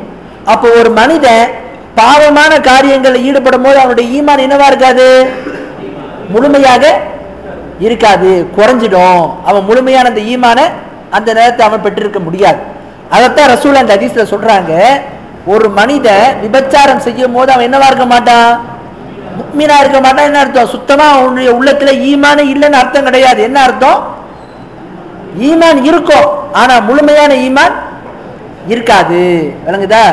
அதே மாதிரி திருடவன், விபச்சாரம் பண்றவன், மது அருந்தவன் அந்த தவற பாவமான காரியங்களை செய்யும் போது முஃமினா இருக்க மாட்டான். என்ன அர்த்தம், ஈமான் என்பது இருக்கும். அல் ஈமானுல் காமில்னு சொல்லுவாங்க, முழுமையான ஈமான், பரிபூர்ணமான ஈமான் அவனிடத்துல இருக்காது, அது குறைஞ்சிடும். விளங்குதுங்களா? ஏன்னு சொன்னா, இது அடுத்தது நம்ம எங்க இருந்து கொண்டு வரணும்னு சொன்னா, புகாரில 3222 நம்பர் ஹதீஸ். அந்த ஹதீஸ அபூதர் ரலியல்லாஹு அன்ஹு அறிவிக்கிறாங்க. அவங்க சொல்றாங்க, அல்லாஹ்வுடைய தூதர் ஸல்லல்லாஹு அலைஹி வஸல்லம் சொன்னாங்க, قال لي جبريل ஜிப்ரீல் அலைஹிஸ்ஸலாம் அவர்கள் இந்த இடத்துல சொன்னார்கள், மன் மாத மின் உம்மத்திக, உம்முடைய உம்மத்தில யாரெல்லாம் மரணிக்கிறாரோ, லா யுஷ்ரிக் பில்லாஹி ஷைஅன் தഖலல் ஜன்னah, மரணிக்கக்கூடியவர் உம்முடைய உம்மத்தோட யாராவது ஒருத்தவர் அல்லாஹ்வுக்கு இணை வைக்காத நிலையில் அவர் மரணிச்சார்னு சொன்ன அவர் சொர்க்கம் செல்வார். அவ் லம் யுத்கிலின் நாரா, அவர் நரகத்திற்கு செல்லவே மாட்டார். அப்போ அபூதர் ரலியல்லாஹு அன்ஹு கேக்குறாங்க, இன் ஸனா வ இன் ஸரகா, அவன் விபச்சாரம் செய்தாலும் அவன் திருடினாலுமா, அவன் திருடினாலும் விபச்சாரம் செய்தாலும் அவன் சொர்க்கத்திற்கு தான் செல்வானா? ஒரு மனிதன் அல்லாஹ்வுக்கு இணை வைக்காமல் இருந்தான்னு சொன்னா அவன் விபச்சாரம் செய்தாலும் திருடினாலும் அவன் சொர்க்கத்துக்கு தான் செல்வானா, நரகத்துக்கு செல்ல மாட்டானான்னு சொல்லி என்ன செய்யறாங்க, கேட்கிறாங்க. அப்ப நபிகள் நாயகம் சாசம் பதில் சொல்றாங்க, ஆமா, அவன் திருடினாலும் சரி விபச்சாரம் செய்தாலும் சரி அவன் சொர்க்கத்திற்கு தான் செல்லுவான்றாங்க. அப்ப என்ன விளங்குது, நம்ம ஒரு ஹதீஸை பார்த்தோம், திருடுறவன் திருடவன் என்னவா இருக்க மாட்டான், முஃமினாக இருக்க மாட்டான். விபச்சாரம் செய்யறவன் விபச்சாரம் செய்யறவன் என்னவா இருக்க மாட்டான், முஃமினா இருக்க மாட்டான். அதனால அவங்க ஈமான்ல இருந்து வெளியேறிட்டாங்க, அவங்க முஃமின் கிடையாது, அவங்க எல்லாத்தையும் நம்ம முனாஃபிக் லிஸ்ட்ல போட்டோம்னா இந்த ஹதீஸுக்கு நம்ம என்ன பதில் சொல்றது? எந்த ஹதீஸுக்கு? இப்ப நம்ம பார்த்தோம்ல, ஜிப்ரீல் அலைஹிஸ்ஸலாம் சொல்றாங்க ரசூலுல்லாஹ்வுக்கு என்ன சுப செய்தி முன்னறிவிப்பு என்ன, உம்முடைய உம்மத்துல யாரெல்லாம் அல்லாஹ்வுக்கு இணை வைக்காமல் மரணிக்கிறார்களோ, ஷிர்க் செய்யாமல் மரணிக்கிறார்களோ, அவங்க எல்லாரும் என்ன ஆவாங்க,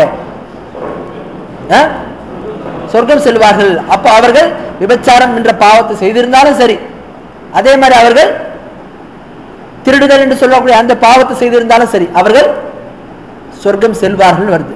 என்ன அர்த்தம்? இந்த பாவத்தை செய்து நேரடியாக சொர்க்கத்துக்கு போக அர்த்தம் கிடையாது. இந்த பாவத்தை செய்தா மற்ற சில ஹதீஸுகள்ல வருது, இந்த பாவத்தை செய்யறவங்களுக்கு தண்டனை இருக்கிறது, அல்லாஹ் நாடுனா அவங்கள மன்னிக்கலாம், அப்படி இல்லைன்னு சொன்னா அவங்களுக்குரிய தண்டனையை பெறுவதற்காக அல்லாஹ் அவங்கள நரகத்துல போட்டுட்டு அந்த தண்டனையை அவர் அனுபவித்ததுக்கு அப்புறம் அல்லாஹ் அவங்களை அதிலிருந்து எடுத்து மறுபடியும் சொர்க்கத்துக்கு அனுப்பிடலாம். அப்ப என்ன விளங்குது, அவர்கள் முஃமினாகத்தான் இந்த பாவத்தை செய்தாலும் என்னவா இருப்பாங்க, முஃமினாகத்தான் இருப்பாங்கன்னு சொல்லி இந்த ஹதீஸ் நமக்கு என்ன செய்யுது, தெரியப்படுத்துதா இல்லையா? புரியலையா? என்ன புரிஞ்சுது?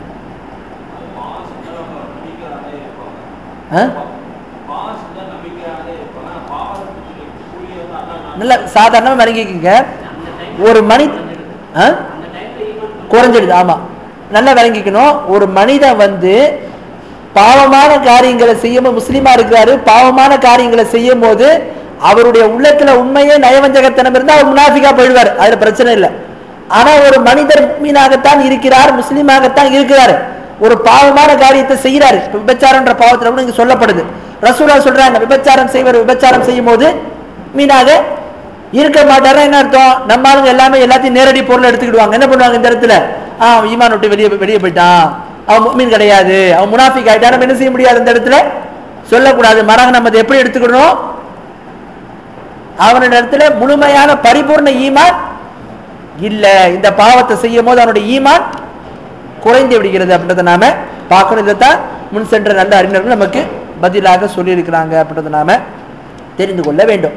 அப்ப இதுல நமக்கு என்ன விளங்குதுன்னு சொன்னா, இஸ்லாமிய மார்க்கத்தை பொறுத்த வரைக்கும் ஒரு மனிதன் முஃமினாக இருக்கிறான், அவன் அவனுடைய அந்த இறை நம்பிக்கையான இருக்கக்கூடிய நிலையில அவன் பாவங்களும் செய்தால் என்ன ஆயிட மாட்டான், முழுமையாக ஈமான் என்பது அவனுடைய உள்ளத்தை விட்டு நீங்காது. அவனுடைய உள்ளத்தில் அந்த ஈமான் இருக்கும், அந்த ஈமான்ல வேண்டாம் ஏற்றத்தாழ்வு ஏற்படும், கூடவும் செய்யும் குறையவும் செய்யும் அப்படின்றத நாம பார்க்கிறோம். சரி, அதுக்கடுத்து வாங்க, ஒரு மனிதர், இது ஒரு சட்டம், ஒரு மனிதர் தன்னை வந்து முஸ்லிம் என்று சொல்லலாமா சொல்லக்கூடாதா? நான் முஸ்லீமா இருக்கிறேன் அப்படின்னு சொல்லி, இல்ல இப்படி சொல்லலாமா, நான் அல்லாஹ் நாடினால் முஸ்லீமாக இருக்கிறேன்னு எப்படியா சொல்லணும்? உறுதியா சொல்லணும். நான் முஸ்லீமாக இருக்கிறேன்னு சொல்லி என்ன செய்யணும், உறுதியாக சொல்லணும். அதே மாதிரி ஒரு மனிதர் நான் முஃமினாக இருக்கிறேன் என்று சொல்லி உறுதியா சொல்லாம, இல்ல அல்லாஹ் நாடுனா நான் முஃமினாக இருப்பேன்னு சொல்லி சொல்லணுமா?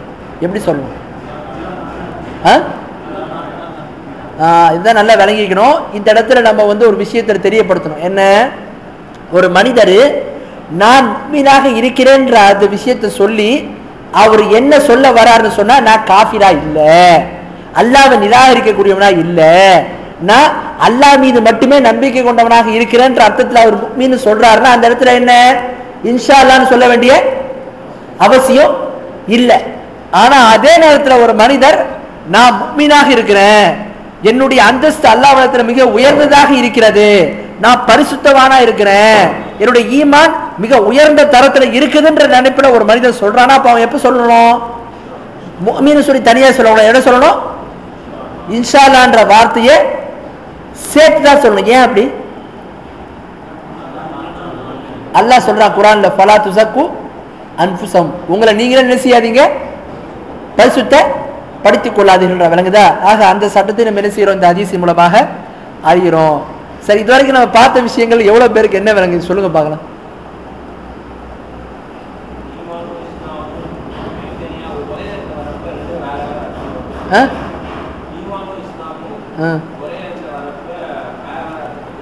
ஓகே.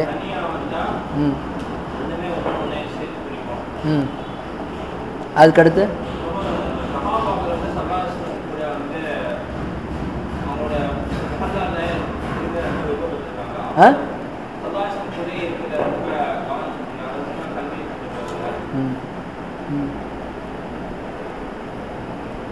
வேற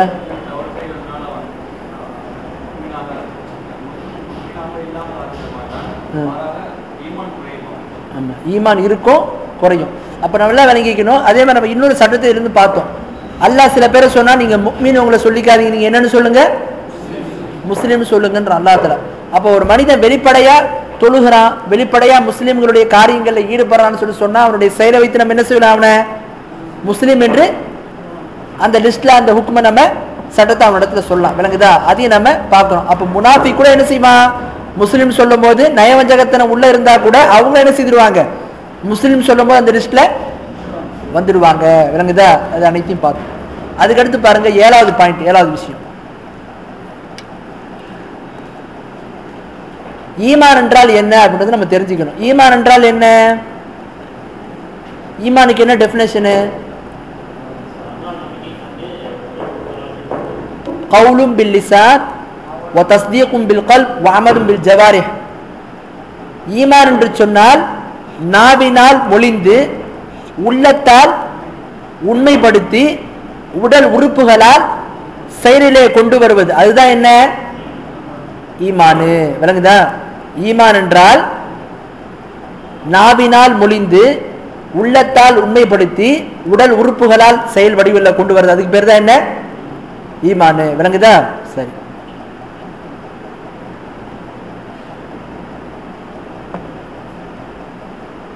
இப்ப செயல்கள் இருக்கு பாத்தீங்களா, உடல் உறுப்புகள் மூலமா நம்ம செய்யக்கூடிய செயல்கள், இதுவும் ஈமானிலே இருக்கிறது. இப்ப தொழுகை இருக்கு பாத்தீங்களா, தொழுகை இருக்குது, நோன்பு இருக்கிறது, ஹஜ் இருக்கிறது, மற்ற என்னென்ன ஆக்டிவிட்டிஸ் இருக்கிறதோ, மார்க் என்னென்ன நன்மையான காரியங்கள்லாம் சொல்லுங்க, இதெல்லாம் எதுல வந்துடும்? இந்த அமல்கள் எல்லாமே எதுல வரும்? ஈமான்ல வந்துவிடும். அப்ப என்ன விளங்குது? அமல்களும் என்னவா எதுல இருக்கிறது? ஈமான்ல இருக்குது. விளங்குதா? செயல்களும் எதிரே இருக்கிறது? ஈமானில் இருக்கிறது. பாருங்க, அல்லாஹ் தஆலா குர்ஆன்ல 2வது அத்தியாயத்துல 143வது வசனத்துல சொல்றான், وما كان الله ليضيع ايمانكم ان الله بالناس لرؤوف رحيم. அல்லாஹ் இந்த வசனத்துல சொல்றான், அல்லாஹ் உங்களுடைய ஈமானை வீணாக்க மாட்டான், அல்லாஹ் உங்களுடைய ஈமானை வீணாக்க மாட்டான் என்று சொல்லி அல்லாஹ் இந்த வசனத்தை சொல்றான். இந்த வசனம் எதுக்காக வேண்டி இறங்குச்சு, என்ன காரணத்துக்காக வேண்டி இறங்குச்சு அப்படின்றத பத்தி பாத்தீங்கன்னா, இது சம்பந்தமா புகாரி போன்ற நூல்கள் நம்ம பார்க்கிறோம். ஹதீஸ், நபிகள் நாயகம் ஸல்லல்லாஹு அலைஹி வஸல்லம் அவர்கள் மக்காவிலிருந்து மதீனாவுக்கு வந்ததுக்கு அப்புறம் கிட்டத்தட்ட 17 மாதங்கள் வரைக்கும் 1.5 ஆண்டு காலம் ரசூல்லா தொழுதாங்க. எதை நோக்கி கிப்லாவா இருந்து தொழுதாங்க? பைத்துல் முகத்தஸ நோக்கி, பலஸ்தீனத்தில் இருக்கக்கூடிய பைத்துல் முகத்தஸ கிப்லாவாக ஆக்கி நபிகள் நாயகம் ஸல்லல்லாஹு அலைஹி வஸல்லம் அவர்கள் தொழுதாங்க. விளங்குதுங்களா? அதுக்கப்புறம் அல்லாஹ் என்ன செய்யறான், அங்கிருந்து கிப்லாவை காபத்துல்லாவின் பக்கம் மாற்றுகிறான். விளங்குதா? மாற்றுவதுக்கு அப்புறம் சஹாபாக்களுக்கு சந்தேகம் வருது, என்ன இவ்வளவு காலம் வரைக்கும் நம்ம பைத்துல் முகத்தஸ் நோக்கி தொழுதோம், நம்மள சில பேர் வந்து இறந்துட்டாங்க, கிப்லாவுடைய அந்த சட்டம் மாறுறதுக்கு முன்னாடி அவங்க இறந்தாங்க. அப்ப அவங்க எல்லாம் பழைய கிப்லாவை நோக்கி தான் தொழுதுட்டு இருந்தாங்க. அப்படியே அவங்க இறந்துட்டாங்க. நம்மளும் அந்த நேரத்தில் தொழுதோம். நம்மள்கிட்ட தொழுகை அல்லாஹ் ஏற்றுக்கொள்வானா இல்லையா? அல்லாஹ் நம்முடைய தொழுகையை அங்கீகரிப்பானா இல்லையா அப்படின்ற ஒரு சந்தேகம் என்ன செஞ்சுச்சு அவங்க கிட்ட வந்துச்சு. அதை ரசூலுல்லாஹ் அவங்க கேட்கிறாங்க. அப்ப நபிகள் நாயகம் ஸல்லல்லாஹு அலைஹி வஸல்லம் அல்லாஹ் தஆலா இந்த வசனத்தை இறக்குறான். என்ன வசனத்தை இறக்குறான்? வமா கான அல்லாஹு லியுதிஅ ஈமானக்கும். அல்லாஹ் என்ன செய்யறது? உங்களுடைய ஈமான வீணாக்குறது இல்ல. சஹாபாக்கள் எதை பத்தி கேள்வி கேட்டாங்க? எந்த அமலை பத்தி கேட்டாங்க? தொழுகை ஒரு அமல் தானே, அந்த தொழுகையை பத்தி தான் கேட்டாங்க. ஆனா அல்லாஹ் என்ன பதில் சொல்றான்? அல்லாஹ் உங்களுடைய ஈமான வீணாக்க மாட்டான். அப்ப என்ன விளங்குது? தொழுகை என்கின்ற அந்த அமலும் தொழுகை என்கின்ற அந்த செயலும் எதுல வரும்? ஈமான்ல வரும்.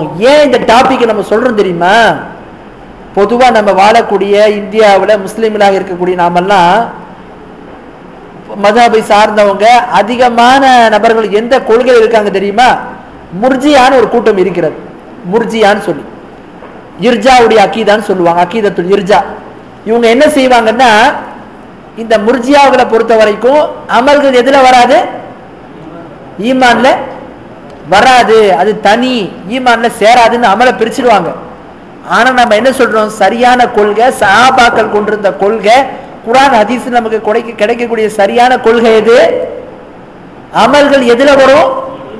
ஈமான்ல சேர்ந்திருக்கிறது, ஈமானுக்குள்ள இருக்கிறது அப்படின்றத நாம இதையும் நம்ம நம்பணும். விளங்குதா? சும்மா தௌஹீதுன்னு சொன்னா என்ன? தர்காவோட மட்டும் இல்லை, இதெல்லாம் தெரிஞ்சிருக்கணும். விளங்குதா? செயல்களும் எதுல இருக்கிறது? ஈமானிலே இருக்கிறது அப்படின்றத நம்ம தெரிஞ்சுக்கணும். அதுக்கு தான் அல்லாஹ் இந்த வசனத்தை சொல்றான். அப்ப அல்லாஹ் சஹாபாக்கள் தொழுகையை பத்தி கேட்கறாங்க. அல்லாஹ் என்ன பதில் சொல்றான்? அந்த தொழுகையை பத்தி சொல்லும் போது அல்லாஹ் உங்கள்ட்ட ஈமான் என்ன செய்ய மாட்டான்? வீணாக்க மாட்டான். அப்ப என்ன விளங்குது? செயல்களும் ஈமான்ல இருக்கிறது அப்படின்றத நாம அறிந்து கொள்ள வேண்டும். அதே மாதிரி பாருங்க, ஒரு ஹதீஸ்ல இருந்து நமக்கு இது ஆதாரம் பார்க்கிறோம். என்ன? நபிகள் நாயகம் ஸல்லல்லாஹு சொன்னாங்க பாத்தீங்களா? அல் ஈமான் பிதுன் வ சபஊன அவ் பிதுன் வ சித்தூன ஷுஅபா. ஈமான் என்பது 60 அல்லது 70 கிளைகள் சொல்லி சொல்றாங்க பாத்தீங்களா? அந்த ஹதீஸ்ல கூட ரசூல் என்ன சொல்றாங்க? அந்த ஈமானுடைய கடைசி நிலை என்பது என்ன? இமாத்தத்துல் அதா அனி தரீக். பாதையில் இருக்கக்கூடிய அந்த துன்பம் தரக்கூடிய பொருட்களை அப்புறப்படுத்துவது. இதுவும் எதுல வரும்? ஈமான்ல வரும். ஆக்சுவலா அது என்ன? அது செயல் தானே, அது அமல் தானங்க. அதுவும் எதுல வருது? ஈமான்ல வருது. அப்ப நம்ம நல்லா விளங்கிக்கணும். ஈமான்ல நம்ம பார்க்கும் போது செயல்களும் எதுல வரும்? ஈமான்ல வரும் என்பதை நாம தெரிந்து கொள்ள வேண்டும். விளங்குதா? யாருக்கும் புரியலையா? புரிஞ்சுதா இல்லையா? சரி, அதுக்கடுத்து வாங்க. அதுக்கடுத்த பாயிண்ட், 8வது பாயிண்ட். ஈமான் இருக்கிறது, இது என்ன செய்யும்? கூடவும் செய்யும், குறையவும் செய்யும். ஈமான் என்பது அதிகரிக்கவும் செய்யும், குறையவும் செய்யும். பாருங்க, அல்லாஹ் தஆலா குர்ஆன்ல சூரா அன்ஃபால் என்று சொல்லக்கூடிய 8வது அத்தியாயத்துல 2வது வசனத்துல 3வது வசனத்துல 4வது வசனத்துல சொல்றான். இன்னமல் முஃமினூன அல்லதீன இதா துக்கிரல்லாஹு வஜிலத் குலூபுஹும் வ இதா துலியத் அலைஹிம் ஆயாத்துஹு زادتهم إيمان وعلى ربهم يتوكلون الذين يقيمون الصلاة ومما رزقناهم ينفقون أولئك هم المؤمنون حقا. அல்லாஹ் இந்த வசனத்தை சொல்றான், முஃமின்கள் இறை விசுவாசிகள் எப்படிப்பட்டவர் என்று சொன்னால், அவரிடத்திலே அல்லாஹ் என்கின்ற வார்த்தை சொல்லப்பட்டால் அவங்களுடைய இதயங்கள் அல்லாஹ்வுடைய அச்சத்தினால நடுங்கும். அதுக்கடுத்து சொல்றான், அவர்கள் மீது அல்லாஹ்வுடைய வசனங்கள் ஓதி காண்பிக்கப்பட்டது என்று சொன்னால் அது என்ன செய்யும்? அவங்களுடைய ஈமானை அதிகரிக்க செய்யும். விளங்குதா? அடுத்து சொல்றான், இப்படிப்பட்டவங்க எப்படி? அவங்க தங்களுடைய இரட்சகனையே முழுமையாக சார்ந்திருப்பார்கள், அவர்கள் தொழுகையை நிலைநாட்டுவார்கள், ஜக்காத்தை கொடுப்பார்கள். இப்படிப்பட்டவர்கள் தான் உண்மையான இறை விசுவாசிகள் என்று சொல்லி அல்லாஹ் இந்த வசனத்தை சொல்றான். அப்ப இந்த வசனத்துல அல்லாஹ் என்ன சொல்றான்? அல்லாஹ்வுடைய வசனங்கள் ஓதப்பட்டால் என்ன செய்யும்? நம்பிக்கை அதிகரிக்கும் என்று சொல்லி அல்லாஹ் சொல்றான். அப்ப நமக்கு என்ன விளங்குது? ஈமான் என்பது கூடும். எப்ப கூடும்? யஸீது பித்தா, நன்மையான காரியங்களை அல்லாஹ்வுடைய கட்டளைகளை செயல்படுத்தும் போது என்ன செய்யும்? ஈமான் கூடும். வயன்குஸ் பில் மஅசியா, பாவமான காரியங்களை செய்யும் போது ஈமான் குறையும். விளங்குதா? இப்ப ஈமான் கூடும் குறையும் என்பதை நம்ம நம்பணும். இதுவும் அல்லாஹ் மீது விசுவாசம் கொள்ளக்கூடிய விஷயத்துல இதுவும் ஒன்றா இருக்கிறது. எல்லாத்துக்கும் புதுசா இருக்கு இதெல்லாம். இதெல்லாம் மிக முக்கியமான நம்பிக்கை. ஏன்னு சொன்னா இப்ப இந்த முர்ஜியான்னு சொல்றோம் பாத்தீங்களா, அவங்க என்ன சொல்றாங்க, ஈமான் என்பதெல்லாம் கூடவும் செய்யாது குறையவும் செய்யாது. ஈமான் ஒரு பொருள் மாதிரி, அது அப்படியே தான் இருக்கும். அல்லாஹ் மீது விசுவாசம் கொண்டு தான் போதும். அவர் அமல் செஞ்சாலும் சரி செய்யறனாலும் சரி எல்லாமே சமம் தான். அப்ப என்னாச்சு, அபூபக்கர் ரலியல்லாஹு சமந்தான், நபிமார்களும் சமந்தான். இஸ்லாமிய மார்க்கத்தை ஏற்றுட்டு எல்லா பாவங்களும் செய்துட்டு நன்மையை மட்டும் கம்மியா செய்யறான், குறைவா செய்யறான் பாத்தீங்களா, அவங்களும் சமமாயிடுவாங்க. விளங்குதா? அந்த இதை நம்ம பிரிக்குவதற்கு தான் சொல்றோம். ஈமான் என்பது என்ன செய்யும், கூடவும் செய்யும் குறையும் செய்யும். அதனால தான் சொர்க்கத்துல உயர்ந்த அந்தஸ்து யாருக்கு, அந்த உயர்ந்த சொர்க்கத்துக்கு பேர் என்ன, அப்ப இருக்குல்ல ஜன்னத்துல் ஃபிர்தௌஸ் இருக்குல்ல, அது யாருக்கு, நபிமார்களுக்கு, சாலிஹீன்களுக்கு, ஷுஹதாக்களுக்கு இருக்குது. விளங்குதா? அப்ப அவங்களுடைய அமல் என்னவா இருக்கும், மிக அதிகமா இருக்கும், அவங்களுடைய ஈமான் அதிகமா இருக்கும். அதனால அவங்க உயர்ந்த அந்தஸ்துல இருப்பாங்க. அவங்களோட ஈமான்ல குறைந்தவங்க அவங்களுக்கு அடுத்த அந்தஸ்துல இருப்பாங்க. விளங்குதா? அப்ப ஈமான் என்பது கூடவும் செய்யும் குறையவும் செய்யும். இதையும் நம்ம விசுவாசம் கொள்ளணும், இதையும் நம்ம நம்பணும். அதுக்கடுத்து வாங்க 9வது பாயிண்ட். ஈமானுடைய டெபினேஷன்ல, ஈமானுடைய வரைவிலக்கணத்துல ஏற்பட்ட பிரிவுகள் என்ன அப்படின்றத பத்தி பார்க்கும்போது, முதல்ல அஹ்லு சுன்னத் வல் ஜமாத். அஹ்லு சுன்னா யாரு, குர்ஆன் சுன்னாவை சஹாபாக்கள் வழியில் நின்று பின்பற்றுறவங்க. இவங்க என்ன சொல்றாங்கன்னா, ஈமான் என்பது என்ன, அதற்கு என்ன பொருள் சொன்ன, கவுலும் பில் லிசான், நாவினால் முடிந்து, தஸ்தீக்கும் பில் கல்ப், உள்ளத்தால் உண்மைப்படுத்தி, உடல் அமலும் பில் ஜவாரி, உடல் உறுப்பினால் அதை செயல்படுத்துவதுன்றாங்க. விளங்குதா? சரி. ஹவாரிஜிகள் கேள்விப்பட்டிருக்கீங்களா? ஹாரிஜியாக்கள். ஹாரிஜியாக்கள் யாருன்னு சொன்ன, உஸ்மான் ரலியல்லாஹுடைய கொலைக்கு பிறகு முஆவியா ரலியல்லாஹு அவர்களுக்கும் அலி ரலியல்லாஹுவுக்கும் மத்தியில் சண்டை நடந்து பார்த்தீங்களா, அந்த பிரச்சனையில இஸ்லாமிய படையை விட்டு வெளியேறி போனவங்க அவங்க தான் என்ன செய்வாங்க, ஹாரிஜியாக்கள் சொல்லுவோம். அவங்களுடைய கொள்கை என்னன்னு சொன்னா, ஈமான் என்பது அஹ்லு சுன்னா மாதிரியே தான், நாவினால் மொழிந்து உள்ளத்தால் உண்மைப்படுத்தி உடல் உறுப்புகளால் செயல்படுத்துவது. ஆனா என்ன, அவங்கள பொறுத்த வரைக்கும் ஒரு மனித ஈமான் கொண்டு வந்துட்டு பாவமான காரியத்தை செய்துட்டான்னு சொன்னா அவன் இஸ்லாத்தை விட்டு வெளியேறிடுவான். அவன் என்ன ஆயிடுவான், காஃபிராக ஆகிடுவான். விளங்குதா? நாம என்ன சொல்றோம், ஈமான் அவன்கிட்ட இருக்கும், இஸ்லாத்தை விட்டு வெளியேற மாட்டான். பாவமான காரியங்கள் செய்தா அந்த பாவத்தினால் என்ன ஆயிட மாட்டான், ஷிருக்கு, அந்த பாவனை என்ன ஆயிடுவான், அவன் இஸ்லாத்தை விட்டு வெளியேறிடுவான். ஒரு வக்து கூட தொழுவாதவன், தொழுகின்ற கடமையை மறுக்கிறவன், தொழுகாதவன், இவன் எதுல வந்துடுவான், இஸ்லாத்தை விட்டு வெளியேறிடுவான். இது போக மற்ற அமல்களை ஒரு மனிதன் ஏற்றுக்கிறான், நோன்பு கடமைன்றான், ஆனா அதுல அலட்சியமா இருக்கிறான். அதே மாதிரி அஜ்ஜின்ற கடமைன்னு விளங்கி இருக்கிறான், ஆனா அது அலட்சியமா இருக்கிறான். மற்ற கடமைகள்லாம் இருக்கிறது, அந்த வாஜிபாத்துகள்ல அந்த கடமைகள்ல ஏற்றுக்கொண்டிருக்கிறான், ஆனா அதை நிறைவேற்றுறதுல மெத்தனமா இருக்கிறான். ஆனா என்ன ஆயிட மாட்டான், காஃபிராக ஆக மாட்டான். ஆனா ஹாரிஜியாக்கள் என்ன சொல்றாங்க, முஅ்தஸிலாக்கள், இவங்க அவங்கள மாதிரியே ஒரு கூட்டம். முஅ்தஸிலாக்கள் சொன்ன எல்லா விஷயங்களையும் என்ன செய்வாங்க, அறிவுபூர்வமா பாக்குறவங்க. விளங்குதா? இவங்க என்ன பண்றாங்க, இவர்களும் பெரும்பாவங்கள் செய்யறவங்க என்ன பண்ணுவாங்க, காஃபிர்னு சொல்ல மாட்டாங்க. என்ன சொல்லுவாங்க, மன்சிலத்தும் பைனல் மன்சிலத்தின், ரெண்டு நிலைக்கு மத்தியில, காஃபிரும் கிடையாது முஸ்லீமும் கிடையாது. என்ன அது, ரெண்டுத்துக்கு மத்தியில. அது என்னன்னு அவங்க தெரியப்படுத்தல. ஆனா என்ன, நாளைக்கு மறுமையில் அவங்க நிரந்தர நரகவாசிகள்ன்றாங்க. யாரு, முஅ்தஸிலா. இவங்களும் ஹவாரிஜிகள் மாதிரியே தான். ஹவாரிஜிகளுக்கு முஅ்தஸிலாக்களுக்கு என்ன வித்தியாசம்,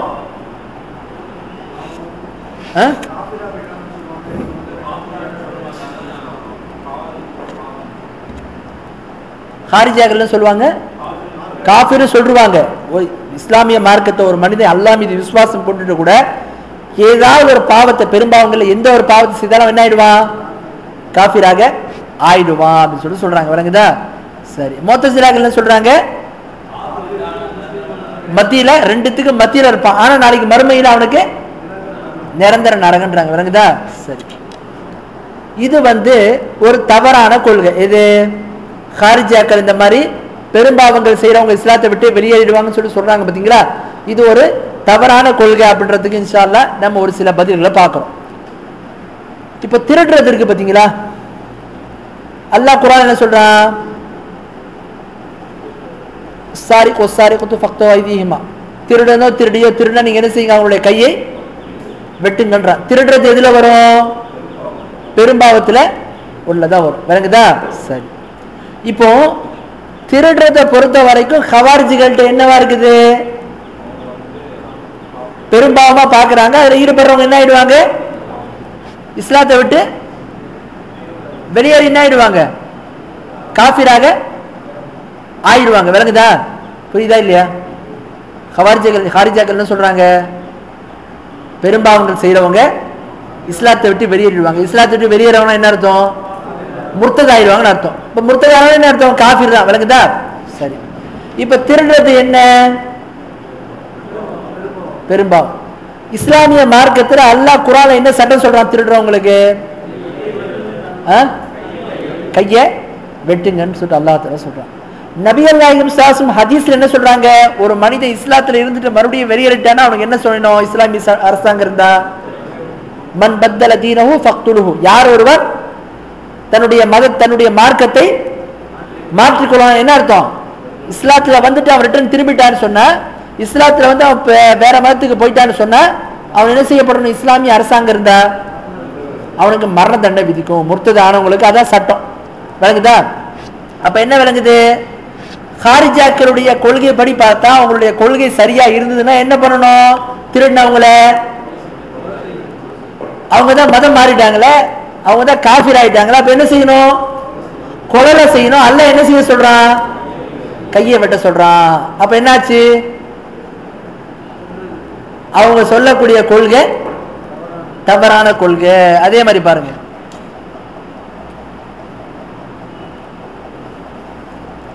ரெண்டாவது ஒரு விஷயம் அல்லாஹ் தஆலா குர்ஆன் 24 அத்தியாயத்து 2வது வசனத்துல சொல்றான், விபச்சாரம் செய்யக்கூடிய ஆணும் விபச்சாரம் செய்யக்கூடிய பெண்கள் திருமணம் ஆகாதவங்களா இருந்தா அவங்க என்ன செய்வாங்க? அவங்கள 100 கசையடி கொடுக்கணும் அப்படின்னு சொல்லிட்டு அல்லாஹ் தஆலா குர்ஆன்ல சொல்றான். அப்ப விபச்சாரம் செய்யறது பெரிய பாவம். அதை செய்துட்டா ஒருத்தவன் இஸ்லாத்தை விட்டு வெளியேறிடுவான், அவன் காஃபிர் ஆயிடுவான்னா அப்ப அவனை என்ன செய்யணும்? கொல்லையில செய்யணும். ஆனா இஸ்லாம் என்ன செய்ய சொல்லுது? 100 கசையடி கொடுக்க சொல்லுது. அப்ப என்னாச்சு? என்னாச்சு? காஃபிர் ஆக மாட்டாங்க. விளங்குதா நம்ம என்ன வித்தியாசம் சொல்றோம் அப்படின்னு சொல்லி? சரி. அதே மாதிரி பாருங்க, இது ஒரு ஆதாரம். ஏன்னு சொன்னா இதை நம்ம ஏன் ஹவாரிஜிகள இதை நம்ம இங்க சொல்றோம்னா, இதை நம்ம சொல்லிட்டு நம்ம இன்னொரு விஷயத்த சொல்ல போறோம். இன்னைக்கு தமிழ்நாட்டுல தௌஹீத்ன்ற பேர்ல என்ன பண்ணிட்டு இருக்கிறாங்க? ஒரு 3 பாவத்தை பத்தி சொல்லுவாங்க. ஷிர்க் செய்யற பாவத்தை நிரந்தர நரகம், குஃபுரு, ஷிர்க், நிஃபாக், இதுக்கு நிரந்தர நரகம். இதுல யாருக்குமே மாற்று கருத்து இல்லை. தற்கொலை செய்யறாங்க பாத்தீங்களா? அவர்களை பொறுத்த வரைக்கும் ஒரு முஸ்லீமா இருக்க ஒருத்தர் தற்கொலை செய்யறாருன்னா அவருக்கு என்ன செய்ய மாட்டாங்க? ஜனாசா தொழுகை வைக்க மாட்டாங்க. அதே மாதிரி அவரை பத்தி என்ன சட்டம் சொல்றாங்கன்னா அவருக்கு நிரந்தர நரகன்றாங்க. அதே மாதிரி வட்டி வாங்குறவரும் என்ன? நிரந்தர நரகத்தில் இருப்பாருன்றாங்க. அதே மாதிரி பிற முஸ்லீமை கொலை செய்துட்டா அந்த கொலை செய்தவரும் நிரந்தர நரகத்தில் இருப்பாருன்னு சொல்றாங்க. கேள்விப்பட்டிருக்கீங்களா இல்லையா? நீங்க கேள்விப்பட்டிருக்கீங்களா? சரி, அதை பத்தி நம்ம சொல்ல போறோம். அதுக்கு முன்னாடி இது யாருக்கிட்ட இந்த கொள்கை வந்துச்சு, அந்த கொள்கையை சொல்றவங்களுக்கு என்ன மறுப்பு இருக்குன்றத நம்ம பார்த்துட்டு இருக்கோம். அதுக்கு அடுத்து பாருங்க, 3வது ஒரு விஷயம்.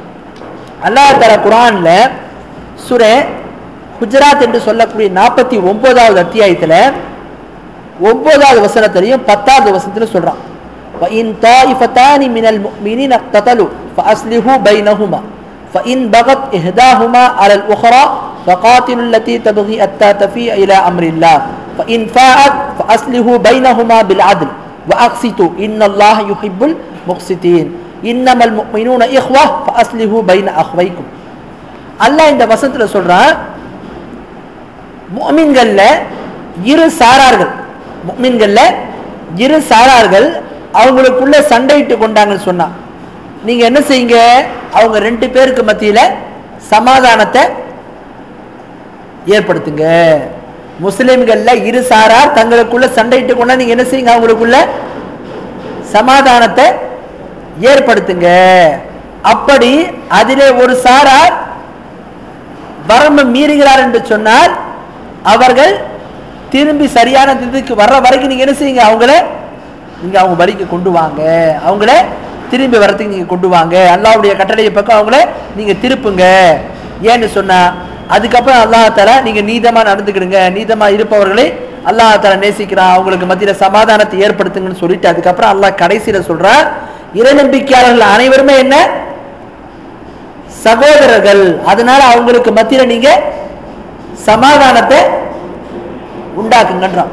அப்ப என்ன விளங்குது, அல்லாஹ் குர்ஆன்ல சொல்றா மீன்களிலே இரு சாரார்கள் சண்டையிட்டு கொண்டார். போர் செய்யறது என்ன, சண்டை சச்சரவுல குழப்பங்கள் ஈடுபடுறது என்ன, பெரும்பாவத்துல ஒண்ணு. அப்போ அல்லாஹ் இந்த வசனத்துல சொல்றான், முஃமின்கள்ல இரு சாரார் சண்டையிட்டு கொண்டார். அப்ப என்னாச்சு, சண்டை போடுறதுனால என்ன ஆக மாட்டாங்க, காஃபிராக ஆக மாட்டாங்க. அல்லாஹ்வே என்ன சொல்றான், முஃமின்களை இரு சாரா சண்டையிட்டுக்கிட்டா அந்த முஃமினான சகோதரருக்கு மத்திய நீங்க என்ன பண்ணுங்க, சமாதானத்தை ஏற்படுத்துங்கன்ற அல்லாஹ் தஆலா. அப்ப இதுல நமக்கு என்ன விளங்குது, பெரும்பாவங்கள் செய்யறவங்க காஃபிராக ஆக மாட்டாங்க அப்படின்றத நாம பார்க்கிறோம். ஷிர்க் அல்லாத பாவங்களுக்கு அந்த சட்டம் இல்லை அப்படின்றத நாம தெரிஞ்சுக்கணும். அதே மாதிரி பாருங்க, பெரும்பாவங்கள் இதுவும் ஒண்ணு என்ன, கற்புடைய பெண்கள் மீது அவதூறு சுமத்தணும் தெரியுமா, அதுவும் என்ன பெரும்பாவங்கள்ல ஒன்றாக இருக்கிறது. நபிகள் நாயகம் ஸல்லல்லாஹு அலைஹி வஸல்லம் காலகட்டத்தில் ஒரு சம்பவம் நடந்துச்சு, எல்லாமே தெரியும் நம்ம எல்லாத்துக்குமே. ஆயிஷா ரலியல்லாஹு அன்ஹா இருக்கா பாத்தீங்களா, ஆயிஷா ரலியல்லாஹு அன்ஹா அவங்களுடைய கற்பு மீது என்ன செய்யப்பட்டது, அவதூறு சுமத்தப்பட்டது. விளங்குதா? அப்ப அந்த அவதூறுல முனாஃபிக்குங்களும் இருந்தாங்க, சஹாபாக்கள்ல 3 பேர் இருந்தாங்க. அதுல ஒருத்தவங்க யாரு, மிஸ்தா இப்னு அசாசா. விளங்குதா? அவங்க பேர் என்ன, மிஸ்தா இப்னு அசாசா. இவங்க யாருன்னு சொன்னா பத்ர் போர்க்களத்துல கலந்துகிட்ட ஒரு சஹாபி. இவங்க என்ன செய்தாங்க, இந்த அவதூறு சொல்லக்கூடிய விஷயத்துல முனாஃபிக்குங்களுடைய அந்த சூழ்ச்சி தெரியாம இவங்களும் அதை உண்மை நம்பி அது இவங்களும் வந்து நம்பிட்டாங்க. விளங்குதா? அப்ப அல்லாஹ் தஆலா அதுக்கப்புறம் என்ன செய்யறான், ஆயிஷா ரலியல்லாஹு பரிசுத்தமானவங்கன்ற தகவலை சொல்லிட்டு பிறகு அபூபக்கர் ரலியல்லாஹு வந்து அவங்களுக்கு இந்த இது தெரிய வருது, அல்லாஹ் தஆலா ஆயிஷா ரலியல்லாஹு பரிசுத்தமானவங்கன்னு சொல்லிட்டா அப்படின்ற விஷயத்தை தெரிஞ்சதுக்கு அப்புறம் அபூபக்கர் ரலியல்லாஹு சொல்றாங்க, இனி நான் என்ன செய்ய மாட்டேன். மிஸ்தா இப்னு அசாசா இருக்காரு தெரியுமா, அவர் யாரு, அபூபக்கர் ரலியல்லாஹுடைய உறவினர். அப்ப அபூபக்கர் ரலியல்லாஹு சொல்றாங்க, இனி என்னுடைய உறவினரான மிஸ்தாக்கு நான் என்ன செய்ய மாட்டேன், இந்த உதவியும் செய்ய மாட்டேன். ஏன் செய்ய மாட்டேன்,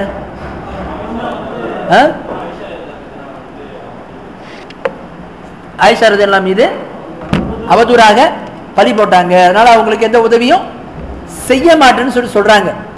அப்ப அல்லாஹ் குர்ஆன்ல சூரா நூர் என்கின்ற 24வது அத்தியாயத்துல 22வது வசனத்துல சொல்றான், வலா யஅ்தரி ஊலில் ஃபضل மின்கும் வஸ்ஸஆ அன் யஅ்து ஊலில் குர்பா வல் மசாகின் வல் முஹாஜிரின் ஃபீ சபீலில்லாஹ் வல்யஃபு வல்யஸ்மஹு அலா துஹிப்பூன யக்ஃபிரல்லாஹு லக்கும். அல்லாஹ் சொல்றான், அல்லாஹ் யாருக்கு வசதி வாய்ப்புகளை கொடுத்திருக்கிறானோ, செல்வத்தை கொடுத்திருக்கிறானோ அப்படிப்பட்டவங்க, ஏழைகள், வறியவர்கள், அதே மாதிரி அல்லாஹ்வுடைய பாதையில போராடினவங்களுக்கு என்ன செய்ய வேண்டாம், எந்த உதவியும் செய்ய மாட்டேன்னு சொல்லிட்டு சத்தியம் செய்ய வேண்டாம். ஏன், எப்படி நீங்க செய்யக்கூடிய பாவங்களை அல்லாஹ் மன்னிக்கிறானோ அது மாதிரி மனிதர்களாகிய நீங்க என்ன செய்யுங்க, மற்ற மனிதர்கள் செய்யக்கூடிய பாவங்களை மன்னியுங்கள் என்று சொல்லி அல்லாஹ் தஆலா குர்ஆன்ல சொல்றான். அப்ப இந்த வசனம் நமக்கு என்ன தெரியப்படுத்துது, அதுவும் இந்த வசனம் நமக்கு என்ன சட்டம் தெரியப்படுத்துது,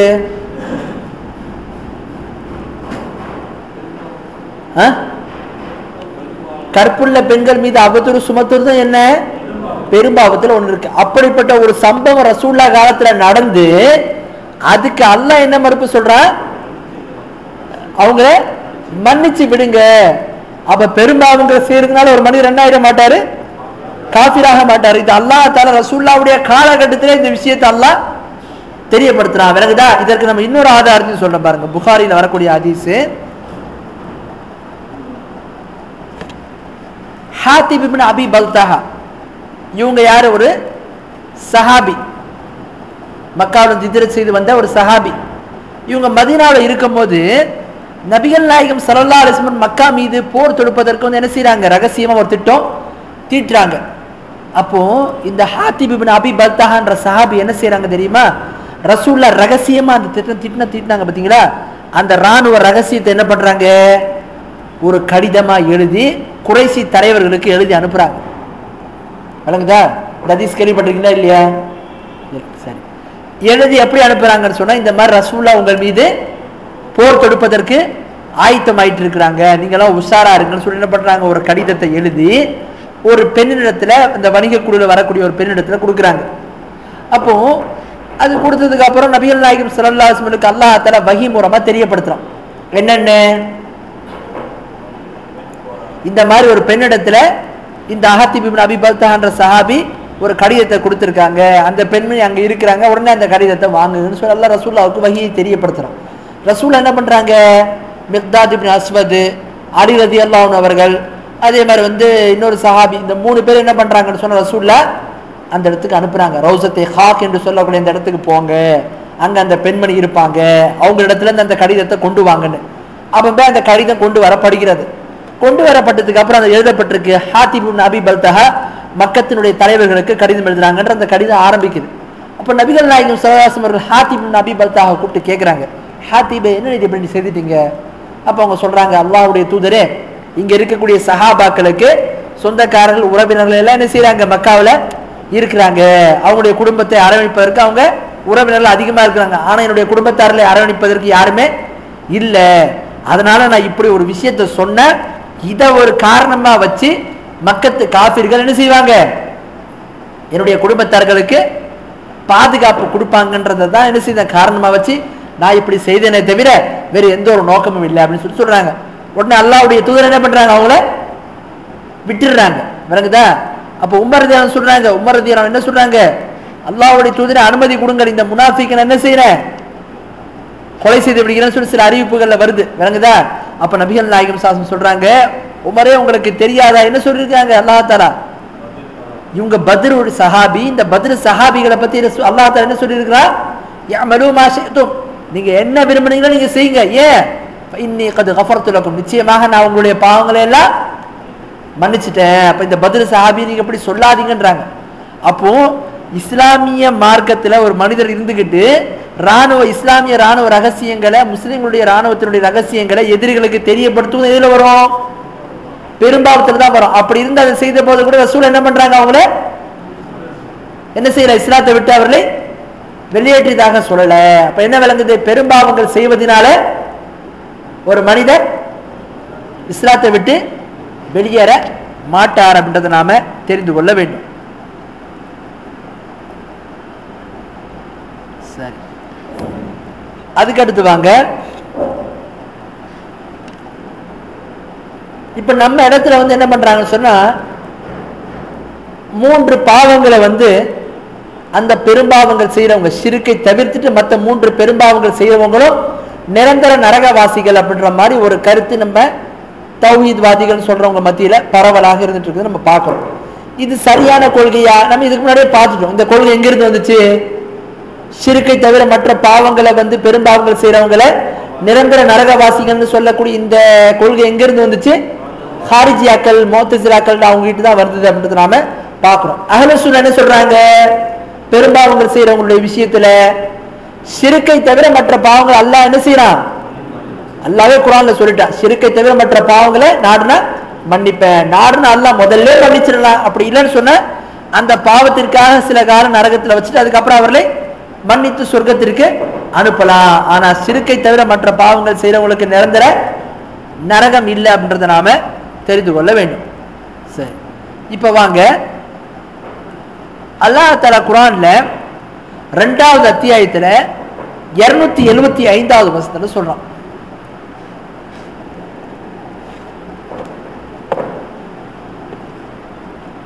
الذين يأكلون الربا لا يقومون إلا كما يقوم الذي يتخبطه الشيطان من المس ذلك بأنهم قالوا إنما البيع مثل الربا وأحل الله البيع وحرم الربا فمن جاء موعظة من ربه فانتهوا فلو ما سرف وأمره إلى الله ومن عاد فأولئك أصحاب النار هم فيها خالدون. அல்லாஹ் இந்த வசனத்துல சொல்றான், யாரு வட்டியை உண்கிறாரோ அவர் கியாமத்தினால எப்படி எழுப்பப்படுவாரு? ஷைத்தானால் தீண்டப்பட்டு நினைவிழக்க செய்தவனை போல என்ன செய்யப்படுவாரு? எழுப்பப்படுவாரு. இதற்கு காரணம் என்ன? அவர் சொன்னாரு, நிச்சயமாக வியாபாரம் என்பது என்ன? அது வட்டியை போன்றது, வட்டி வியாபாரம் ரெண்டுமே ஒண்ணுதான் அப்படின்ற மாதிரி சொன்னாரு. அல்லாஹ் என்ன சொல்றான்? அல்லாஹ் வியாபாரத்தை ஹலாலாக ஆக்கியிருக்கிறான், வட்டியை ஹராம் ஆக்கியிருக்கிறான். இந்த உபதேசம் யாருக்கு வந்ததுக்கு அப்புறம் யார் இருந்து விளங்கிக்கிட்டாங்களோ அவர்களுக்கு எதுவும் கிடையாது. வமன் ஆதா, யாரோடு மறுபடியும் இந்த வட்டியை நோக்கி செல்கிறார்களோ ஃபஉலாயிக அஸ்ஹாபுன் நார், அவர்கள் நிரந்தர, அவர்கள் நரகவாசிகள். உம்ஃபியா காலிதுன், அதிலே அவர்கள் நிரந்தரமாக தங்கி இருப்பார்கள் என்று சொல்லி அல்லாஹ் இந்த வசனத்தை சொல்றான். அப்ப இந்த வசனத்தை வச்சு என்ன சொல்றாங்க பாத்தீங்களா? அல்லாஹ் என்ன சொல்றான் குர்ஆன்ல? வட்டி வாங்குறவங்க நரகத்தில் நிரந்தரமாக இருப்பார்கள். ஏன்? அங்க அரபியில ஒரு வார்த்தை பயன்படுத்தப்பட்டிருக்கு, ஹாலிதுன். ஹாலிதுன் என்ன அரபியில? நிரந்தரம். அதனால இந்த பாவத்தை செய்யறவங்க நிரந்தரமாக இருப்பாங்க அப்படின்றதுக்கு என்ன செய்யறாங்க? வட்டி வாங்குறவங்கள நிரந்தர நரகவாசியாக ஆக்குறாங்க. விளங்குதா? புரியுதா இல்லையா? அதே மாதிரி பாருங்க, இது ஒரு பாவமா? ரெண்டாவது ஒரு பாவம். சூரா நிசா என்கிற 4வது அத்தியாயத்துல 93வது வசனம். அல்லாஹ் இந்த வசனத்துல சொல்றான், وَمَن يَقْتُلْ مُؤْمِنًا مُتَعَمِّدًا فَجَزَاؤُهُ جَهَنَّمُ خَالِدًا فِيهَا وَغَضِبَ اللَّهُ عَلَيْهِ وَلَعَنَهُ وَأَعَدَّ لَهُ عَذَابًا عَظِيمًا. அல்லாஹ் இந்த வசனத்துல சொல்றான், யார் ஒருவர் ஒரு முஃமினை வேண்டுமென்றே கொலை செய்து விடுகிறாரோ அவருக்கு கூலி என்ன? நரகம்தான். அதிலே அவர் நிரந்தரமாக இருப்பார்.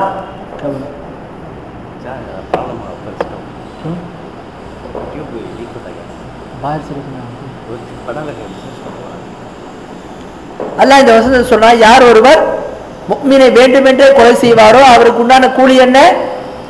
நரகம். அதுல அவர் எப்படி இருப்பாரு? நிரந்தரமாக இருப்பாரு. மேல என்ன? அல்லாஹ் அவனுடைய கோபம் அவர் மீது இருக்கிறது. அல்லாஹ்வுடைய கோபம் அந்த மனிதர் மீது இருக்கிறது. மேலும் அல்லாஹ் அவர் மீது லானத்தை ஏற்படுத்துகிறான். இப்படிப்பட்டவருக்கு கடுமையான வேதனை இருக்கிறது. இப்ப இந்த வசனத்தை என்ன செய்யப்படுது? கொலை செய்தவருக்கும் நிரந்தர நரகம் என்று சொல்லப்படுது. அதே மாதிரி பாருங்க, முஸ்லிம்ல வரக்கூடிய ஹதீஸ், அபூ ஹுரைரா ரலியல்லாஹு அன்ஹு அறிவிக்கிறாங்க. அவங்க சொல்றாங்க, மன் கதல நஃப்ஸஹு பிஹதீதத்தின் ஃபஹதீதத்துஹு ஃபீ யதிஹி யதவஜ்ஜஹு பிஹா ஃபீ பத்னிஹி ஃபீ நாரி ஜஹன்னம காலிதன் முகல்லதன் ஃபீஹா அபதா ومن شرب سما فقتل نفسه فهو يتحساه في نار جهنم خالدا مخلدا فيها ابدا ومن تردى من جبل فقتل نفسه وهو يتردى في نار جهنم خالدا مخلدا فيها ابدا. நபிகள் நாயகம் ஸல்லல்லாஹு அலைஹி வஸல்லம் சொல்றாங்க, யார் ஒருவர் இந்த உலகத்துல வாழும்போது இரும்பிலான ஆயுதத்தை கொண்டு தன் உயிரை மாய்த்துக் கொள்வாரோ அவர் என்ன செய்யப்படுவாரு? இதே மாதிரி வேதனை மறுமை நாளிலையும் அவருக்கு கொடுக்கப்பட்டு கொண்டே இருக்கும். இது நிரந்தரமாக அவருக்கு அளிக்கப்படும். அதே மாதிரி யார் ஒருவர் விஷத்தை அருந்தி தன்னுடைய உயிரை மாய்த்துக் கொள்வாரோ அதே மாதிரி என்ன செய்யப்படும்? அவருக்கு மறுமையில அவருக்கு நரக வேதனை கொடுக்கப்படும். அதுவும் நிரந்தரமாக இருக்கும். அதே மாதிரி யார் ஒரு உயரமான ஒரு இடத்திலிருந்து தன்னுடைய உயிரை மாய்த்துக் கொள்வாரோ, உயரமான இடத்திலிருந்து கீழே விழுந்து சூசைட் பண்ணிப்பாரோ, தற்கொலை செய்து கொள்வாரோ, அவருக்கும் நரகத்துல இதே மாதிரி நிரந்தரமாக வேதனை அளிக்கப்படும் என்று சொல்லி நபிகள் நாயகம் ஸல்லல்லாஹு அலைஹி வஸல்லம் சொல்றாங்க. இந்த ஹதீஸ் நமக்கு என்ன விளங்குது? தற்கொலை செய்யறவங்களும் நிரந்தர நரகம். இதுக்கு முன்னாடி ஆயத்துல நம்ம யார் 2 பேரை பார்த்தோம்? வட்டியை வாங்குறவங்க, அதே மாதிரி கொலை செய்யறவங்க. இவங்கள என்ன? நிரந்தர நரகத்துல தான் இருப்பாங்க அப்படின்றத நாம பார்க்கிறோம். அப்போ இந்த கருத்து சரியா? இந்த பாவத்தை செய்யறவங்களாம் நிரந்தர நரகத்தில் இருப்பாங்கன்னு சரியா இல்லையா? ஏன் இல்லை?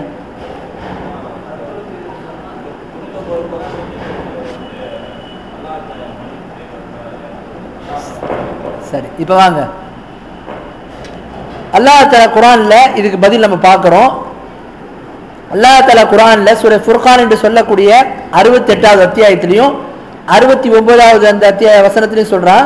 68வது வசனத்திலையும் 69வது வசனத்திலையும் வல்லதீன லா யதுஊன மா அல்லாஹ் இலாஹன் ஆகர், யார் ஒருவர் அல்லாஹ்வோடு வேறு வணக்கத்திற்குரியவனை அழைக்காமல் இருக்கிறார், வலா யக்துரு நஃப்ஸல்லதி ஹர்ரமல்லாஹு இல்லா பில் ஹக், அல்லாஹ் எந்த உயிரை கொலை செய்வதற்கு ஹராமாக்கி இருக்கிறானோ அப்படிப்பட்ட அந்த உயிர்களை கொலை செய்யாமல் இருக்கிறாரோ, அதாவது அதனுடைய உரிமை அன்றி, வலா யதுனூன் விபச்சாரம் செய்யாமல் இருக்கிறாரோ. அப்ப அல்லாஹ் இந்த வசனத்தை 3 விஷயத்தை சொல்றான். என்ன?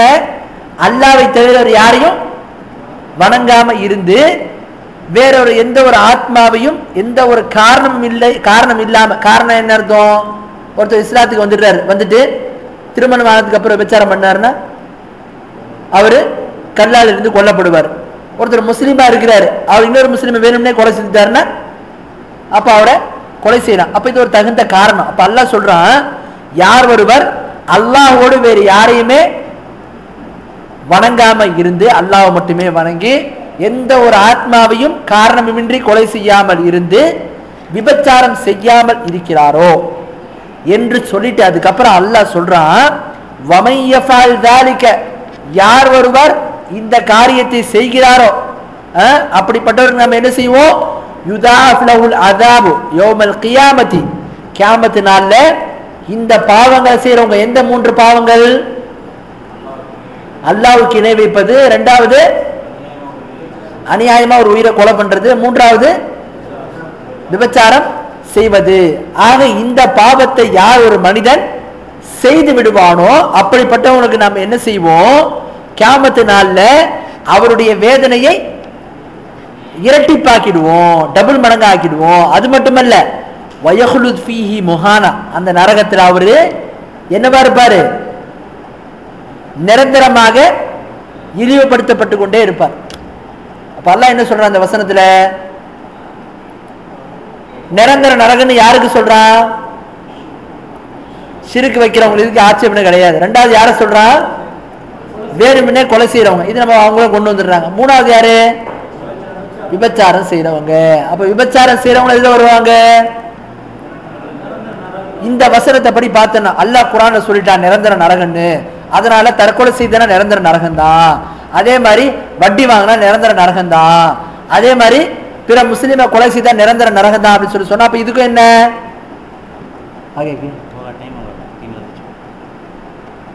கேளுங்க. அப்ப என்ன விளங்குது? விபச்சாரம் செய்தாலும் இந்த வசனத்தை அல்லாஹ் என்ன சொல்றான்? யார் இந்த பாவத்தை செய்யறாங்களோ அவங்களும் இழிவடைந்தவர்களாக நரகத்தில் நிரந்தரமாக இருப்பார்கள். விளங்குதா? சரி, விபச்சாரத்தெல்லாம் விட்டுருங்க, அதை விட கொஞ்சம் கீழே வாங்க.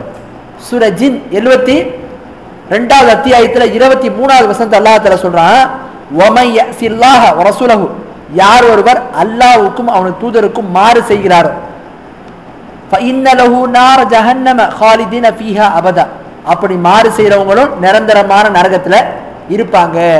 இப்ப ரசூலுல்லாஹ்வுடைய இது என்ன சுன்னத்து கடமை என்ன? தாடி வைக்கிறது.